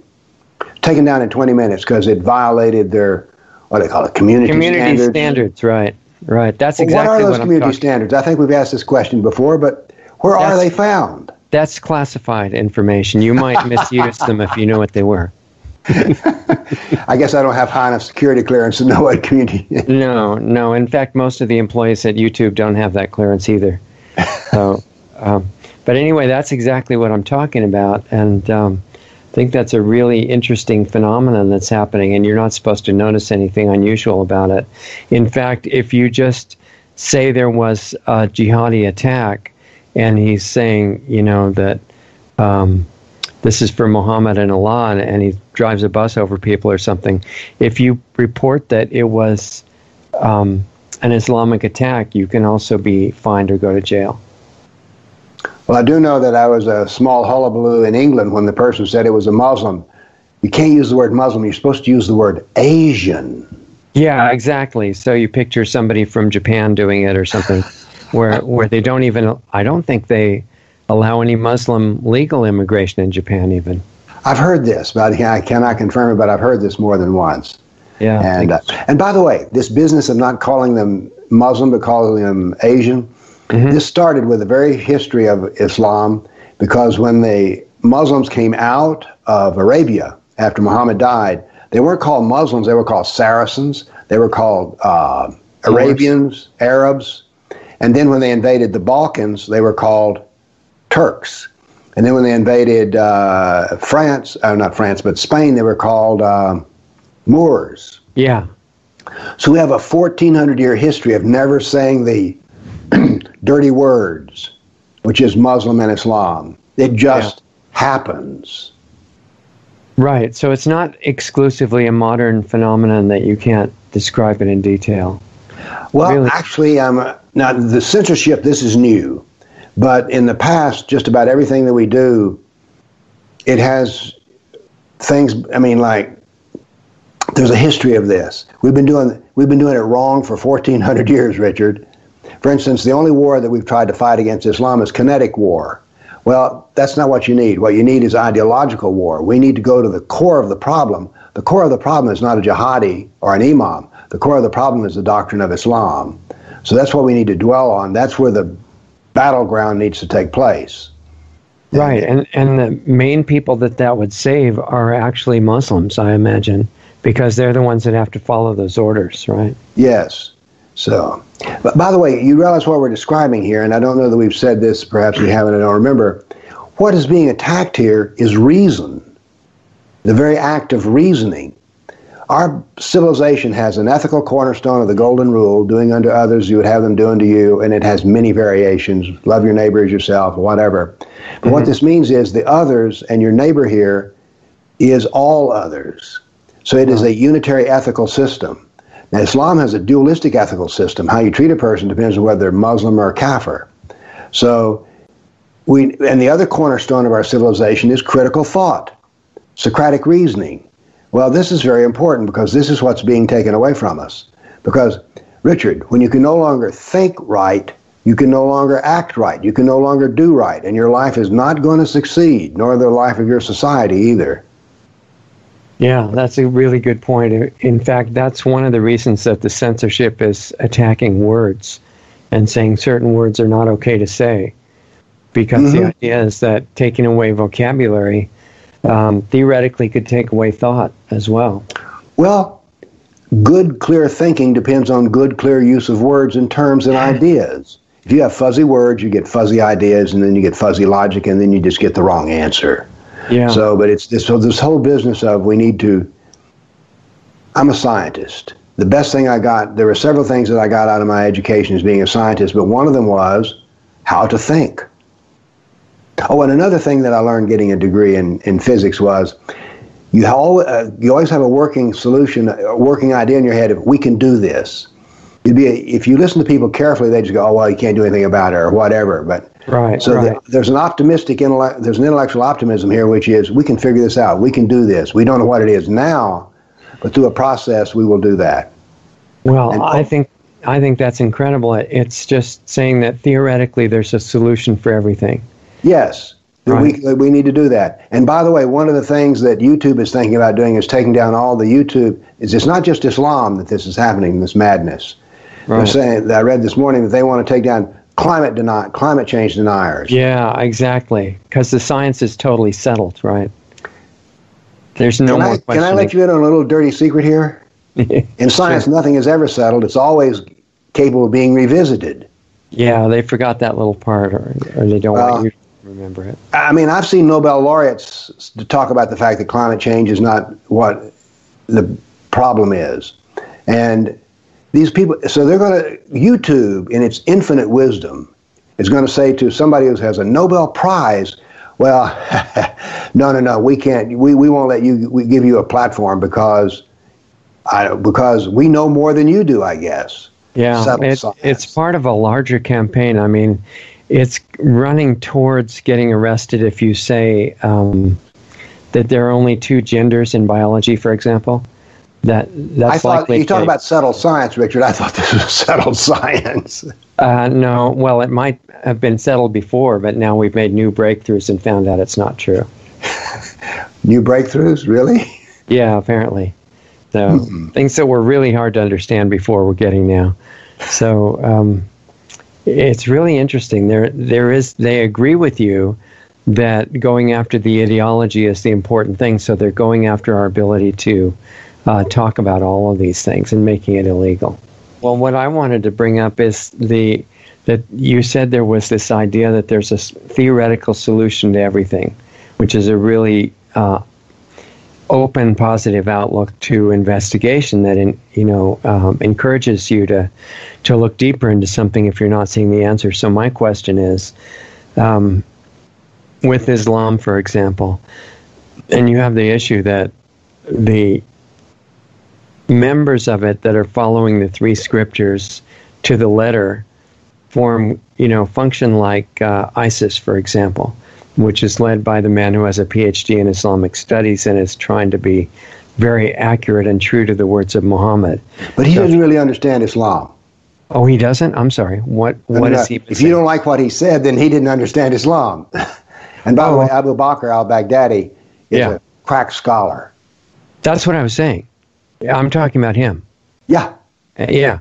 So the question is, in physics, you just explained, it's assumed that there is always some answer, known or unknown, in the immediate present to an issue. Mm-hmm. So the question is, if you, just in general, have people following something on a religious basis, whether it's Islam or the religion of vaccinations that are safe and effective and that science is settled, or anything else that government or global corporations want you to believe, because you just have to believe it, which is kind of a religious approach rather than science. How do you solve the problem of getting their followers to regain consciousness before they destroy the world in some way? Well, of course, that's what my life consists of, is trying to teach people what the real problem is and what the real solution is. I mean, my whole life is an exercise in logic and reason. Now, and there are times when I can become unreasonable, I'm sure, but by and large, that's what my whole purpose is. I now start off with my videos, and one of the things I say, I question authority. Now, that doesn't mean I reject authority, but I question it. Right. So it's... okay, so... And everyone should question authority, because when you can no longer question authority, which is what they're beginning to tell us, Richard, no, you can't question... That's right. Climate science. In fact, if you question authority, you're actually a danger to humanity. Or you question what they tell you science says. Right. So what is, with your life focused on this, logic and reason and finding answers to things, defining problems and getting solutions, how are you progressing along the way of the solution to people being willing to commit suicide and murder for their religion, which they're not allowed to question? What can we do with that? Well, I just use reason. And mostly what I deal with are people who want to learn, and I guess that's really what my whole marketing campaign is to find somebody who wants to know something. Right. And sometimes we have those breakthroughs. I just received a telephone call an hour before from a man from New Zealand who was talking about the fact that using my books, he's now trying to write letters into the newspapers and other such places to correct errors that he sees in the new reporting. Well, this is what my whole desire is that this is now a man who's using fact-based reasoning. Mm-hmm. And the facts are what Muhammad did and said and what there's in the Quran. So it's all about fact-based reasoning. It's not authoritative reasoning, which, by the way, Islamic reasoning is based on authority. Nothing you say or do can be outside of those three books, Quran, Sirah, Hadith. So it's a box. Every answer has to be found inside of that box. Right. Now, this, of course, gives us something to look at, because if all your answers are in the box, this should have a manifestation in society. And the manifestation in society is that Islamic scholars rarely win Nobel Prizes. And well, but the positive manifestation also is that the people that disagree, a lot of them are being eliminated. So that could be seen as progress, right? Well, you might call it progress, but I've known of Muslim scholars who were murdered because of things they wanted to say. There was one man who was a Islamic scholar. He says, look, we need to reverse the things. Right now, Medina is the political jihad part of the Quran, and he says it's the last, and therefore it abrogates all the previous. He said we need to turn this all around so that we just deal with the Quran of Mecca. Mm-hmm. That's the final word. So he wants to invent reverse abrogation. Exactly. He wanted to install reverse abrogation. And then he was, I forget either, I think he was thrown out of a window and paralyzed for the rest of his life. Mm. So, but this is authoritative reasoning. That is, if you go beyond the bounds of reason, as is reason that has to be found in a box, then you'll be harmed. Yeah. But it's... But the solutions that you're kind of moving toward are to explain to non-Muslims what Islam is, right? Yes. Well, what about the important issue to explain to Muslims what Islam is? I'm glad you asked that, because I know of two different scholars who are using, one uses the Quran. These are both Christian ministers.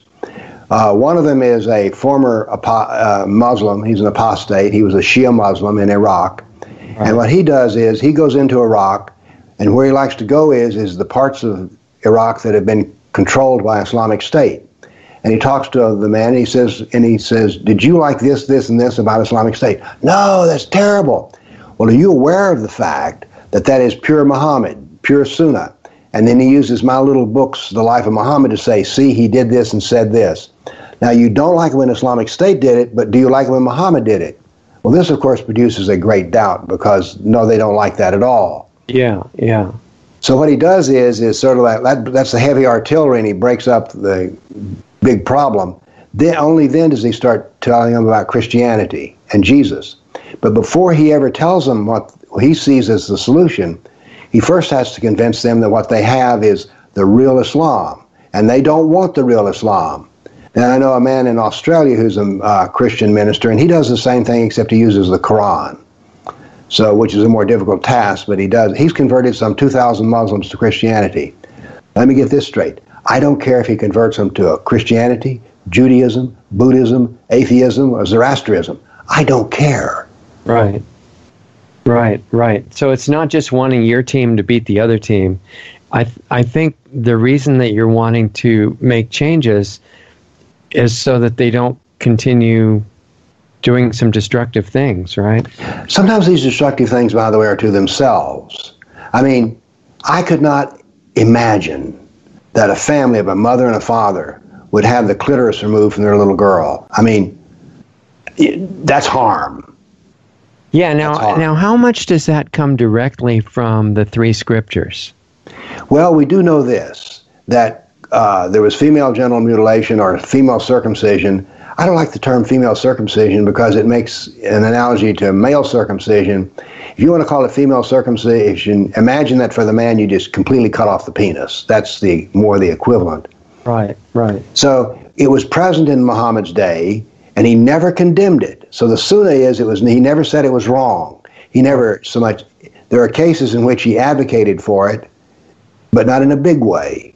So there are some Sharia scholars who say, yes, it's obligatory, and others say, yes, it is desirable.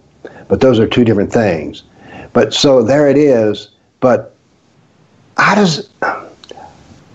don't understand how that got started. I mean, that to me is just, but of course we know why it's done, because therefore if the woman has her clitoris removed, she's not going to be ever doing any hanky-panky with anybody else because she doesn't have the urge at all. Right. So that's the purpose, is to subjugate the woman. And I think that the subjugation of women is a great error. I was raised by my mother and my grandmother.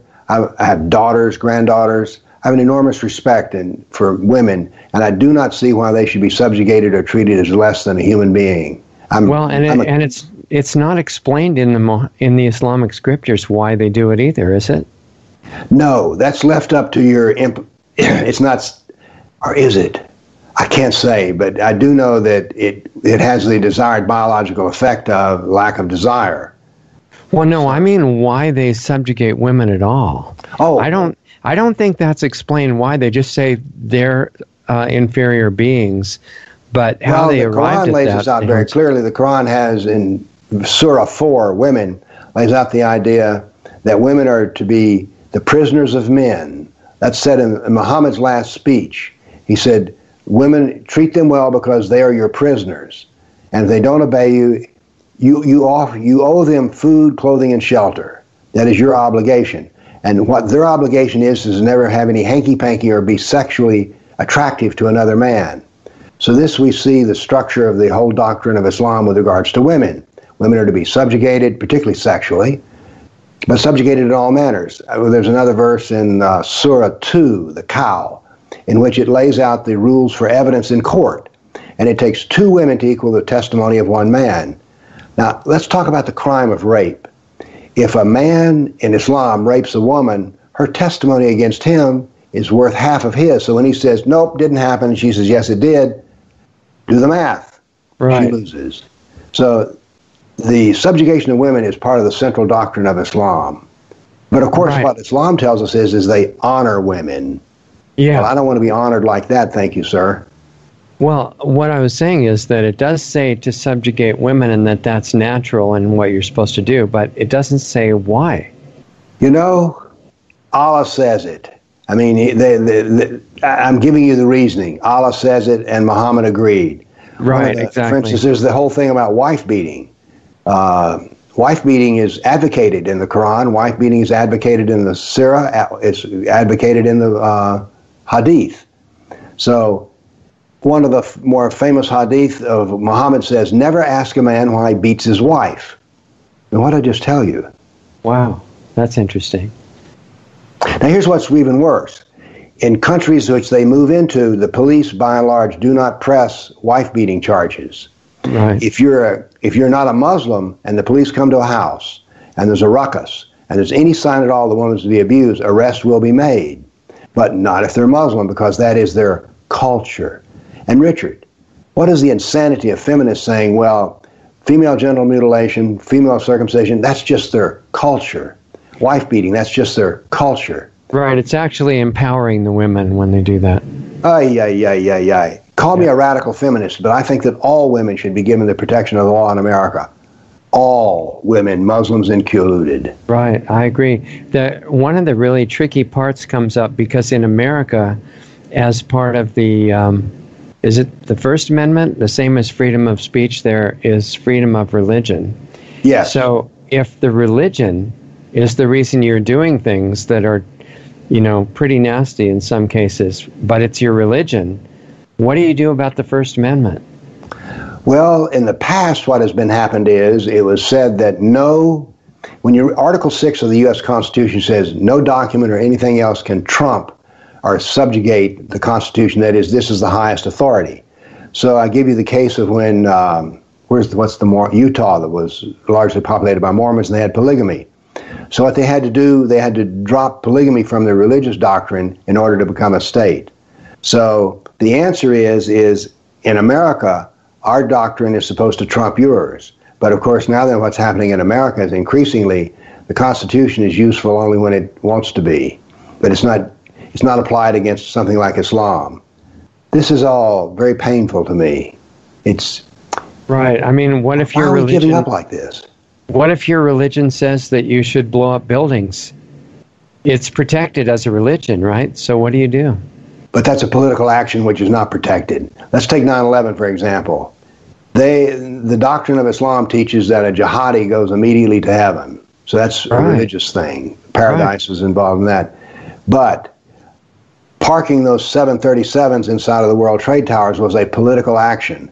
If I choose to shoot you, which is just a small missile, then that is a crime, a political crime.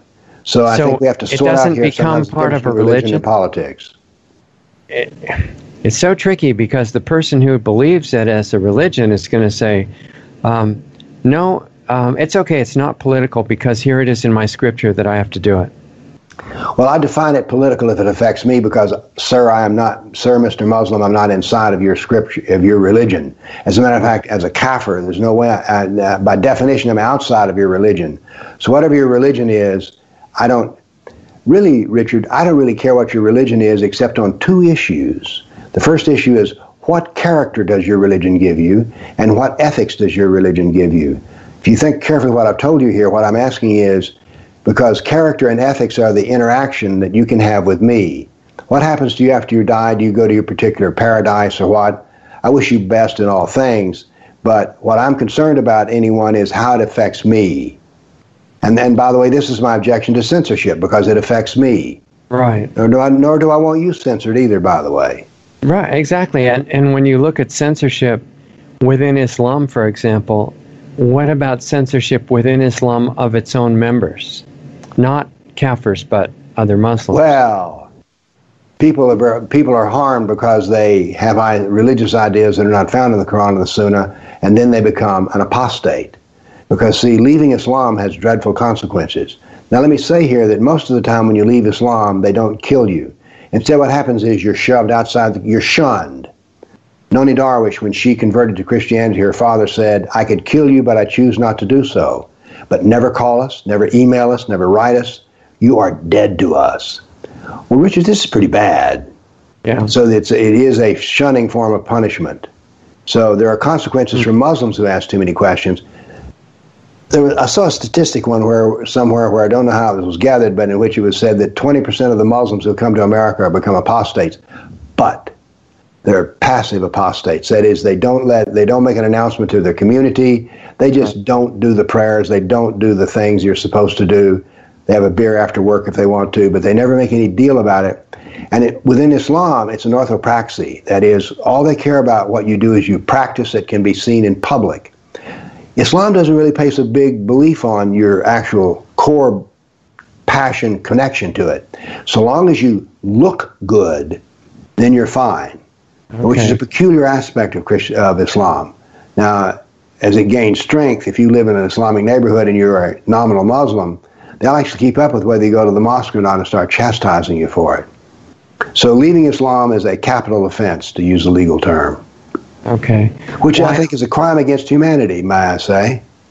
Yeah, I noticed, remember the sequence of several videos that came out about the Muslim Brotherhood and these very brave people went undercover and talked to some of the leaders in Europe and had them explain how they were gradually taking over Europe and their plan was to eventually have nobody but Muslims left in Europe. And in that, very tight communities that they were showing, some of their activities were going to bars and getting totally drunk and doing other kinds of stuff. They didn't seem to be chastised by other Muslims within those groups. Mm-hmm. Did you notice that? I did not. I just thought it was interesting. Yeah. Here, by the way, we're not touching on why I stay with Mohammed and Allah. Right. Once you start talking about Muslims in general, you can prove anything. Right, because everybody's got their own interpretation. Doing it. Yeah, yeah. I knew a man who owned a bar. He said a lot of Muslims drank at his bar. But it's always possible. And this has been... So you don't prove anything about Islam. Look, Islam. Let's talk science. Islam is the cause. The Muslim is the effect. The behavior is, yeah. So when they decide... I call the study of Muslims Muslimology, which is a term I coined. But stay with Allah, stay with Muhammad if you want to know the truth about Islam. Now, what is practiced, and Pew Research has done many polls on this, about 40% of all Muslims are devout. That is, they've not only practiced the 5 pillars, but they practice the Sunnah of Muhammad. So only 40% are really what you would call devout. So that means if you ask the random Muslim a question, odds are you're just going to get a guy who's not fully devout. Now here's the bad news. Only devout Muslims are dangerous to those who are not Islam. Only devout Muslims are dangerous. Because if you're wishy-washy, do a little of this, do a little of that, you're not going to be criticizing anybody or causing any big fight. Yeah, that's a good point. So you're saying that the devout Muslims would be the only ones that would be likely to engage in physical jihad, active jihad against other people. Yes, you have to be. Look, I'm not going to go out and get in my car and run to the mall and plow down people on the sidewalk for a whole bunch of reasons. But number one, that's a pretty firm commitment as a hatred against humanity. You have to have a lot of belief inside of you to do that. Yeah. This is odd, but it is the more devout a Muslim is, the more dangerous they are to those around him.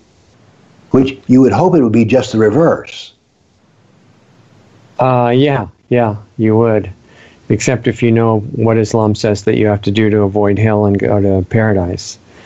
Well, that's follow the Sunnah of Muhammad. You know, I think what this explains about our topic of censorship is that pointing out what Muslims are doing who are devout, who are engaging in jihad, would get in the way of the overall plan of the global rulers right now, which is just using Islam to help what they want to achieve. So the reason that you can't talk about that is it's working really well as far as they're concerned. It's going like a house of fire. Yeah, so it gets back to this issue of finding solutions, like you're talking about from a physicist's point of view. And if you see that the Islamic immigration, which is actually not being controlled by most countries anymore, it's being directed and controlled by the UN. And this changing of the word illegal immigrant to immigrant is indicative of the direction it's being pushed. Very much so. Right. By the way, I'm not a big fan of the United Nations. And the reason I'm not a big fan of the United Nations, I have several. Number one, I distrust large organizations. But the other is 57 members of the United Nations are the OI, form a coherent group called the OIC, the Islamic Organization of Islamic Cooperation. I think that's the current meaning. Okay. Well, Richard, I'm really not interested in what someone who believes that I'm a kafir has to say about anything that I do. I mean, once you've said that I'm a kafir, which is an animal, which is lower than an animal and filthy and despised by Allah, right? I don't really care what you think. So I don't want to be set up doing business with you. You know, it's very strange how this could have ever happened, but I think that when, as a country, you agree to be a member of the United Nations, the implicit agreement is that when they come up with a policy like eliminate borders, that you automatically agree to it. I don't agree. I mean, my bumper sticker for the United Nations is UN out of US, US out of UN. Yeah. So this is a sidebar and has nothing to do with our topic of censorship, but I'm just letting you a little bit know what I think and the reason of why I think it. I do not want to be having a Muslim who thinks that I'm a filthy, dirty kafir. I don't care what your opinion is about who I am and what I do, or my nation either. Go away, you bother me. Yeah. So it'd really be better for the U.S. or any other country, really, that cares about its people not to be going along with UN policies if that's the kind of thing they're doing. I wonder what the tech giants would say about that, because everybody knows that the UN is the height of moral passion and everything else. So, I bet that if I wanted to do some videos about getting out of the United Nations, Richard, I get a sneaking suspicion that the United Nations is settled science, shall we say. Yeah, they would have to, SPLC would have to invent a new term for you beyond racist, uniphobic?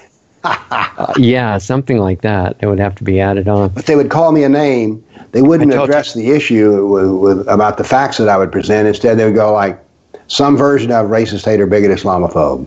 Right. And we know it's true, even though we're joking about it.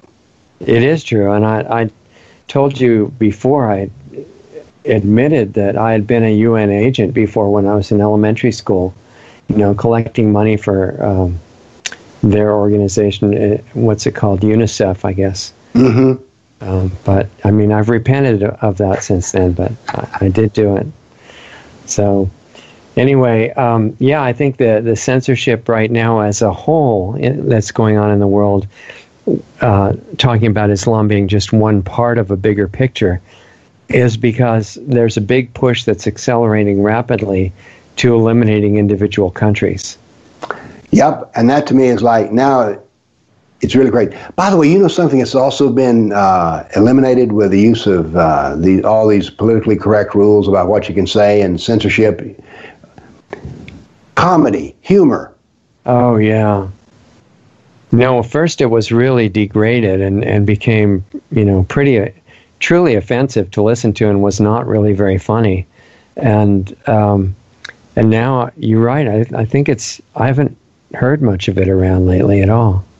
I know there are comedians who will not play on college campuses. And by the way, I've done some therapy in my day. And one of the things I learned doing therapy, it's not that I was crazy, but maybe it was crazy. But anyway, I just wanted to have a life with less contradiction. Yeah. And that is, I learned that humor was an indication of how healthy you were. That's interesting. No, it is. If you have some suffering or pain, when you finally worked with it and ironed it out enough in your life that you can make a joke about it, you're healed. Wow, that's a really interesting concept. It makes sense.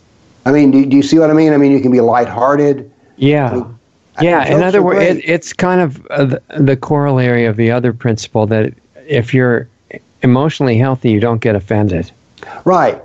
I mean, trust me, in my job, you don't want to get offended when you open up the comment section. I get called some fairly negative things, shall we say. Yeah. But anyway, I've learned that humor, and by the way, when I was a boy, I grew up in rural South. One of the things that was a process of going from a boy to a man is you could be kidded and made fun of and make jokes about. You had to learn how to take a joke. You had to learn how to take an insult. And one of the marks of being someone's real friend was you could insult each other. I mean, this is all part of health, mental health. So you learn to just laugh it off.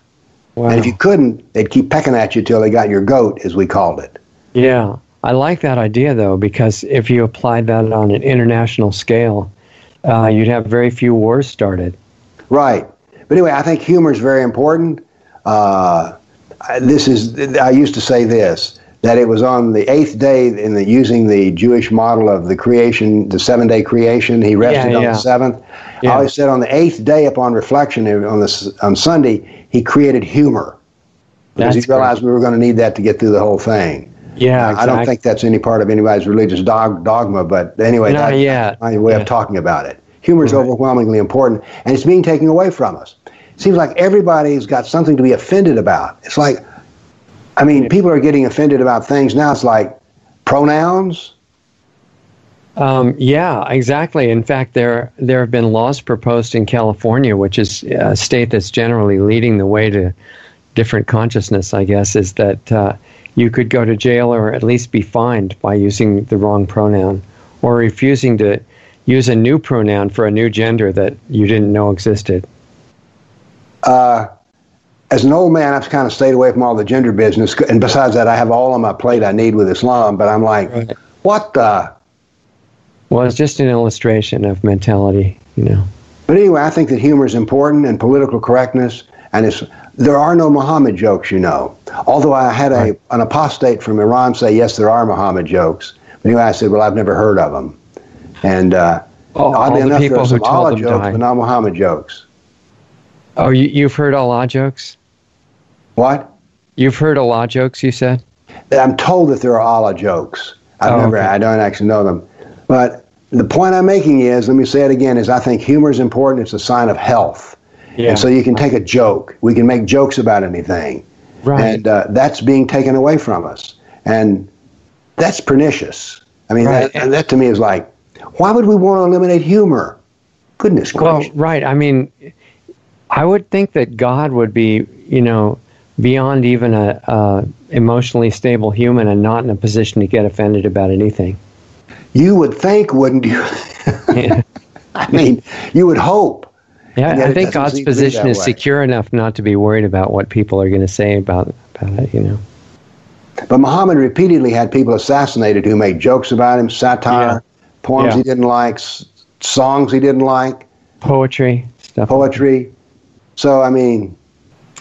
So, if we have to come up with a solution to this whole idea of what censorship is about, we have to look at what does censorship come from? What's the reason that people come up with censorship in general? You know why? They don't have a good argument, so therefore they turn to force.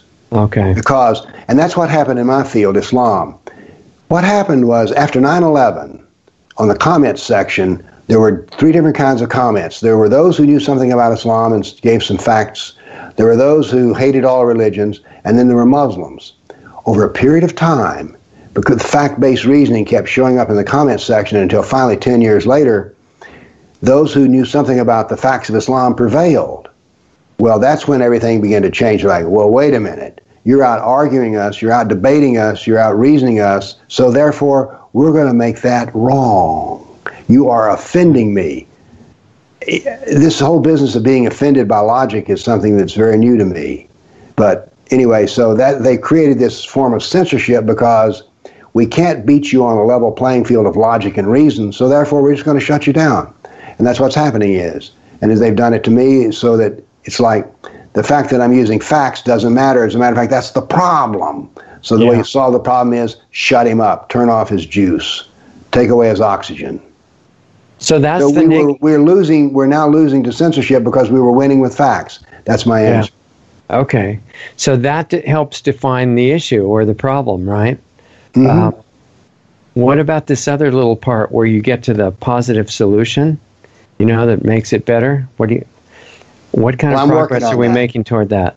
When I first started in this, Richard, I thought that I could present the fact. See, when I first started in this, let me go back to the thing about my optimism and finding a solution. After 9/11, I said, I will put the Quran together in such a way that it can be understood. And I did that.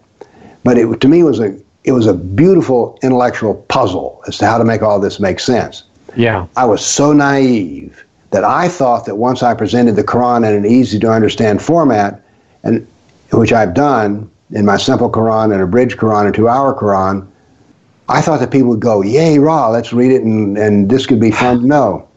Well, I expected them to run towards me.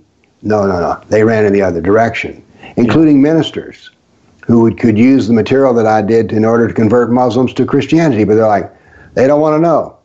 Why do you think they would not want to know? Because very quickly it became that if you criticize Islam, you're a racist, hater, bigot, Islamophobe. Okay. It is astounding to me how name-calling will shut people down. I've been called every name in the book, and I'm like, eh. So that's one form of censorship, I guess, right? Yes. Self-censorship. That's the worst censorship. It's where Big Brother doesn't have to censor you. You censor yourself for Big Brother. Well, right, but Big Brother starts it off by saying what you are if you talk about this stuff. Yes. Right. So that's and I never thought that having knowledge would be considered to be an immoral act, which is what they're telling me. Knowledge is immoral because you go against the state or you go against the political correctness or whoever that vast authority is behind political correctness. Yeah. So anyway, but it's been a pretty popular approach because like in, what was it, Cambodia with Pol Pot, where he was killing everybody to make sure there was harmony and peace in the country. Mm-hmm. And he wanted to kill the people that were learned as the most dangerous because they might bring up these arguments like you're talking about. So one of the things he came up with is killing everybody who wore glasses because they could probably read. Well, it's true that Pol Pot, one of the criteria for death was you had glasses, which meant you could read. And that sounds insane when we say that Pol Pot did it, and yet are we doing anything that's much different now? I'm just pointing out it's not only about Islam. It's been used for control and tyranny in general. Oh, yeah. Look, Islam is just on a long list of things. I've already talked earlier that climate change is something that can't be talked about anymore. Exactly. this list of things that can't be talked about anymore, by the way, Richard, are going to get longer and longer and longer. Right. There's no end to this. There's no bottom to evil. It can always get worse. It's like we talked about the social credit score, right? And if you talk about the wrong things, it would definitely lower your score, I would think. Let's go back to, I was active as a racist. I was active in the civil rights movement in the 60s. Yeah, that's a a sure sign of it, right? When you're out knocking on doors, doing voter registration and doing demonstrations, that's a real sign of a racist right there. That's how I try to cover up your racism. You do stuff like that so nobody will know, right? I think you have me trapped now, Richard. There's no way out. Right. So, wow. Okay, well, the direction that the negative power structure is moving is to try to eliminate all freedom of speech. And then they'll dictate what speech is acceptable that shows you're worthy of a good credit score and a good member of society.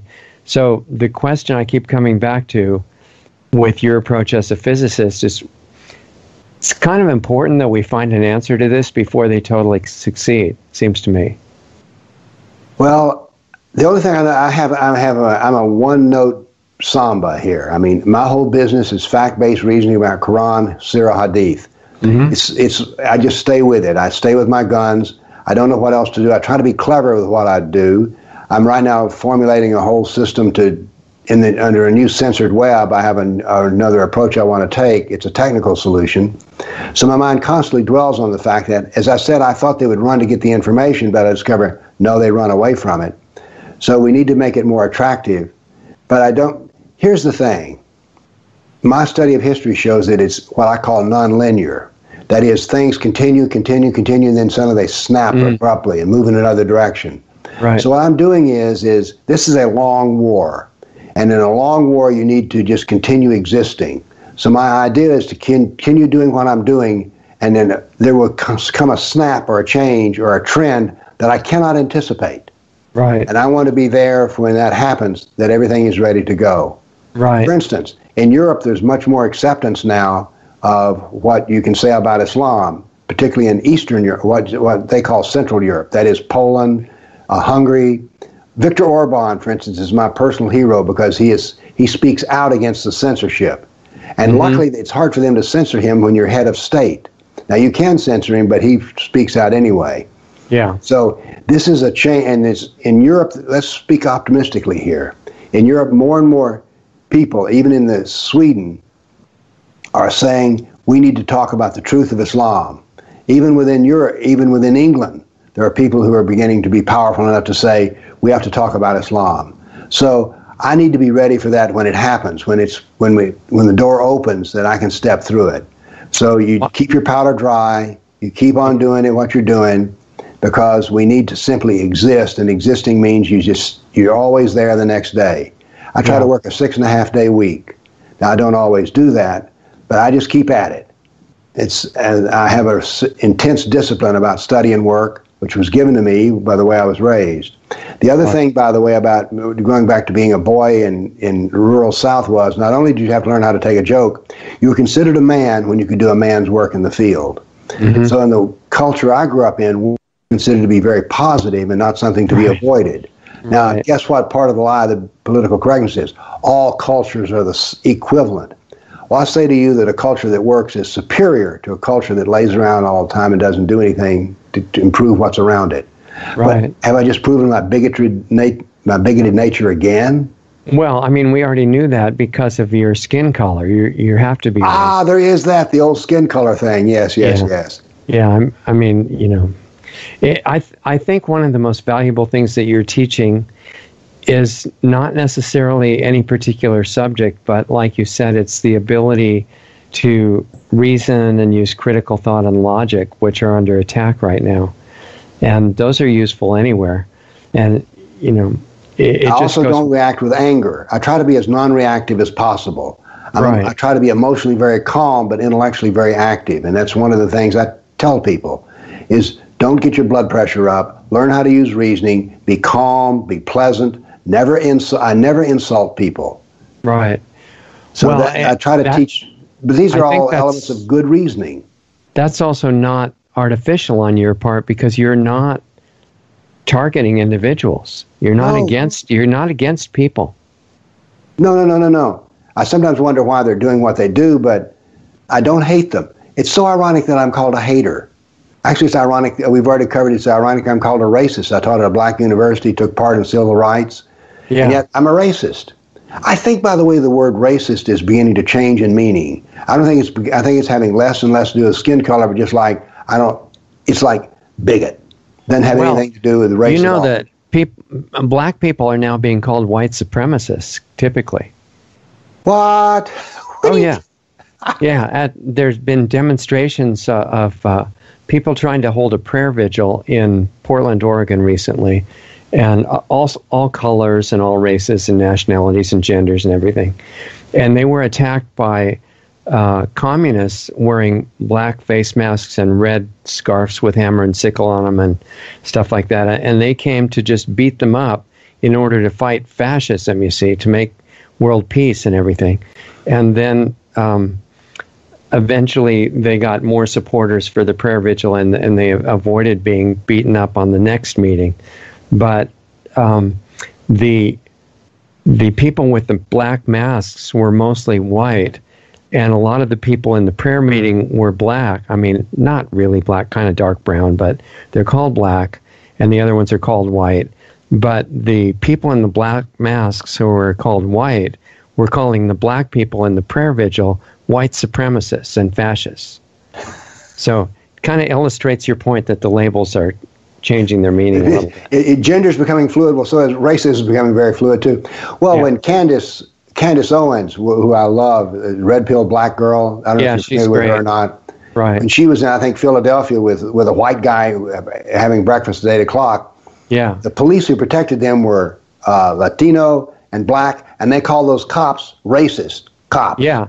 Well, they called Candace a white supremacist at that same encounter.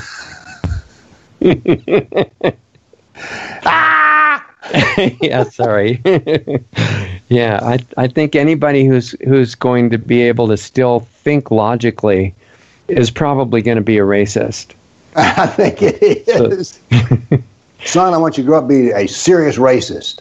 Yeah. Thanks, Dad, I'll do that. Can I be a racist like you? Yeah, maybe it's going to change to that point. I don't know. Maybe the dictionaries will change and everything. Anyway, something else that's happened with the censorship is that those who censor us have become enraged. Have you noticed how enraged people come? I mean, no, it's really, really noticeable. I think it's a kind of programmed insanity, because a lot of them are really mad and they're really against something, but they're not sure what it is. But they're pissed off, man. Yeah. I mean, I see people, their faces are contorted. They are not having a good time. Alex Jones has gone out on the street before this big censorship attack on him last week and tried to talk to people. Actually, it was in Seattle and Portland as well, and say, come on, tell me what you think. I have a microphone and you can make your argument and explain your side and everything. And this guy in the video that they caught was just, like you said, completely enraged. And the only thing he could think of was to throw hot coffee in Alex's face and run away. That was his argument. That was his argument right there. Yeah. So I just like to focus on solutions, and it's challenging to get solutions with people in that mindset. Well, my thing is stay the course, do as best you can, don't become enraged, have a calm demeanor, be reasonable, and just keep at it, because there's a certain power in just staying with something. Because, as I say, things will change, and we need to be ready when they change, that our act is together and that we're well-disciplined and can do something when this new situation changes. I'm optimistic that way. Yeah. I think that after a while we're going to come to our sanity. Now, right now that seems to be difficult to say, but I guess I have a certain optimism in the belief that people really will do the right thing. Yeah, I think that'll happen. It would just be nice to have it happen kind of soon, before. How about tomorrow morning? If we have to wait that long, it'd be okay. Just before it blows up the whole biosphere, I'd like to listen to all this. And okay, well, I think the bottom line of what you're telling people to remember is just to relax and not get enraged. Whatever is right is still going to be right, no matter what anybody says about it. And know your facts. Yeah. That was one of the things that helped me the most from what you've contributed. Is your books are incredible. And before that, I had heard a lot about Islam and really strong statements on both sides and everything. And a lot of authorities in government were saying that Mohammed was the perfect example of, leadership for world peace and all that. And I tried to read the Quran, and I didn't even initially know about the other scriptures. And it was really hard to just read. I started at the beginning and just started reading through the pages, and a lot of repetition and disjointed accounts that didn't seem to be in a coherent timeline. And I eventually just figured, well, I'm turning the pages, but I'm not really understanding what I'm reading. And I wanted to solve that problem, make the Quran reasonable, which it can be made reasonable. Yeah. So what was amazing about the way you did it is you didn't put in your opinion about it. Nope. You just organized it. I just organized it. Right. So I would really encourage people to go to the website if they want to buy the books. PoliticalIslam.com. Yeah, and what else is on that website that might be useful? More videos you can bear to watch. Okay. Newsletters, books, podcast. As a matter of fact, this one will be made into a podcast as well. Yeah, exactly. I want to get it over there. And, too, if according to what you're saying, if you think somebody is a racist, bigot, hater, Islamophobe, or something like that, rather than running down the street screaming or anything, which is a more common approach now, go to their website and see what they actually say. Yes. Might be interesting. I think that Islam is fascinating to study. I call it like science fiction, where everything is upside down and inside out, and black is white and white is black. Yeah. But it has for me a certain fascination. And but now, of course, this may be proof of my idiocy, but I think that it's fascinating to study Islam. I do too, and it's really interesting to me. Maybe this can be for another show or something, but there's a lot of people that really smart, sincere people that are always referring to, couldn't Islam just come back to how it was in its golden age? That's another whole show right there. That's a whole show. But the answer is you do not want to go back to that golden age. No, exactly. That wasn't exactly like the advertising for it. But nope, it is not as advertised. Let me assure you of that. Yeah, we'll talk about that next time. Okay. So, thanks for wonderful discussion. And Richard, as always, it's fun to talk to you. Yeah, we'll invite you back soon. Okay. Have a good rest of the day. You too. Bye-bye. See ya. Okay, everybody, that was Dr. Bill Warner, and I've had a chance to talk with him quite a bit now. And I did read pretty much all of his books. They're extremely educational. And whether you think he's a racist, bigot, hater, Islamophobe, I have to get that correct, or a good scholar, or whatever you think, I think the best response is go study what he's actually doing and saying, and then decide for yourself. And what that did for me is give me a much deeper appreciation for the life and work and battles and teachings of Muhammad, and what he says about Allah or God, and what the people who followed him have done, the history of it after he died. It's super interesting, really big adventure story, and I just really recommend, studying it. Bill Warner's books are incredible, and they're small. They don't take very long to read. They're at politicalism.com. Anyway, as far as censorship is concerned, the reason this is only on Blog Talk Radio and Real.video, which I recommend that you go see. We've had a new presence there, is the basic idea of censorship, that it's really getting powerful now. And if you just mention certain forbidden topics like the one we've been talking about, you're immediately censored. And we're trying to get past that by at least being on channels where that's not going to happen. So watch for us on Real Video and on LostArtsRadio.com will be posting where we are in case it gets harder to find. We've got 2 shows on Saturdays. Also remember the 4:30 p.m. Pacific and 7:30 p.m. Eastern Time, a show reviewing one or more of the news events of the previous week and what the implications are. That's kind of outside the box way of looking at current events. And then the meeting of the Planetary Healing Club, which starts at 6 p.m. Pacific, 9 p.m. Eastern on Saturday nights. And you can find out about that one at lostartsradio.com/club. Other than that, we'll keep putting as many free videos up on YouTube as possible, Facebook page, other channels like Open Source Truth and Real.video. So watch, and we'll give you as much content as fast as we can. And greatly appreciate you letting us talk with you for a little while tonight. And hope the rest of your week goes great, and we'll see you next time. Introducing Lost Arts Radio Live, our new Saturday late afternoon, early evening 1-hour live stream show. This new show precedes our Planetary Healing Club, which starts at 9 p.m. Eastern and 6 p.m. Pacific. The Planetary Healing Club, which is not free and open to the public, but you can join for a minimum donation of just $10 a month. Our new live stream show, which is free, starts Saturdays at 7:30 p.m. Eastern and 4:30 Pacific. It can be accessed by going to lostartsradio.com/live.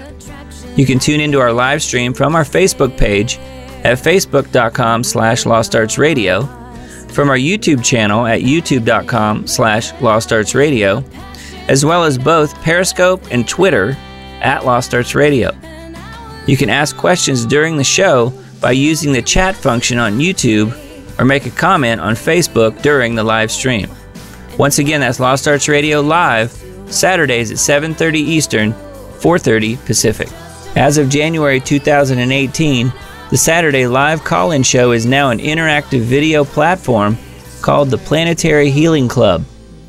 The cost is just a $10 minimum monthly donation, automatically billed through your PayPal account.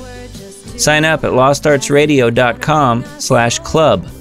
The Planetary Healing Club is every Saturday night at 9 p.m. Eastern, 6 p.m. Pacific. You get your link to participate in the show upon signing up as a member. Those shows are also archived as well for club members. Listen to our new shows with guests every Sunday night at 9 p.m. Eastern, 6 p.m. Pacific. All Sunday shows with guests have archives freely available on our website at lostartsradio.com.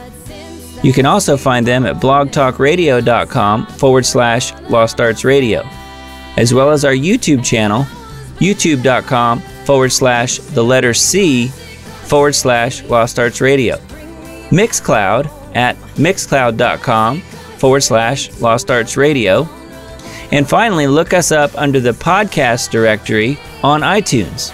Find us on Facebook at facebook.com/lostartsradio or on Twitter at Lost Arts Radio. Be sure to join the free Lost Arts Radio Facebook group as well. Just search for Lost Arts Radio Group within Facebook. You can also join our forum on our website if you want to interact with other listeners. We also have links to all of the great independent musicians whose music we feature each week on Lost Arts Radio. When you do your Amazon shopping, please use Amazon's Smile program at smile.amazon.com. And when you choose Lost Arts Research Institute in Sedona, Arizona as your charity, Amazon will donate 0.5% of whatever your order total is to Lost Arts Research Institute to help fund the building of the school and keep our radio show on the air. Please visit lostartsresearchinstitute.org for more information on the school we want to build. Be sure to sign up for our free weekly newsletter on our site under the Radio Show tab or right from the button on our Facebook page. Contact Richard at richard@lostartsradio.com or myself, Doug Diamond, at doug@lostartsradio.com. Thanks again for listening to Lost Arts Radio, and we'll see you again next week.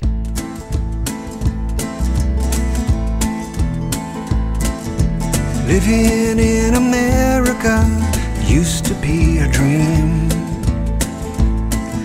for so many people. far away and unseen, with their big cars, movie stars, living in America. Now all hail to the red, white, and blue. Living in America was a dream. In this land they tell you to reach for anything you want. Everything is possible, just believe that you can. 'Cause we're God's chosen children, living in America without long hugs and wide picket fences. Living in America was a dream. Now they believe that their Savior has come to deliver all their people back to the kingdom. Better not try to stop us or get in our way, 'cause we have what it takes to change the world again.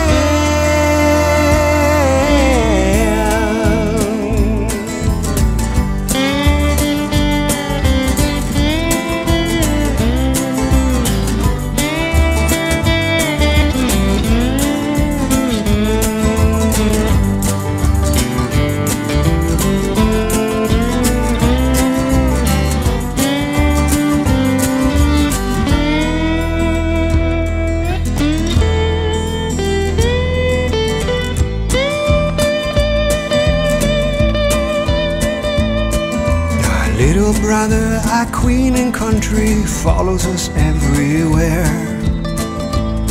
'Cause they've lost their voice, they've lost their way, and feel safe in our shadow. Now it's all gone, the glory days, living in America in that high rise with those jumbo fries. Living in America in those big cars, movie stars. Living in America, they're all hail to the red, white, and blue. Living in America, 'cause we're God's chosen children. Living in America with those big fries, oh, those big, big fries.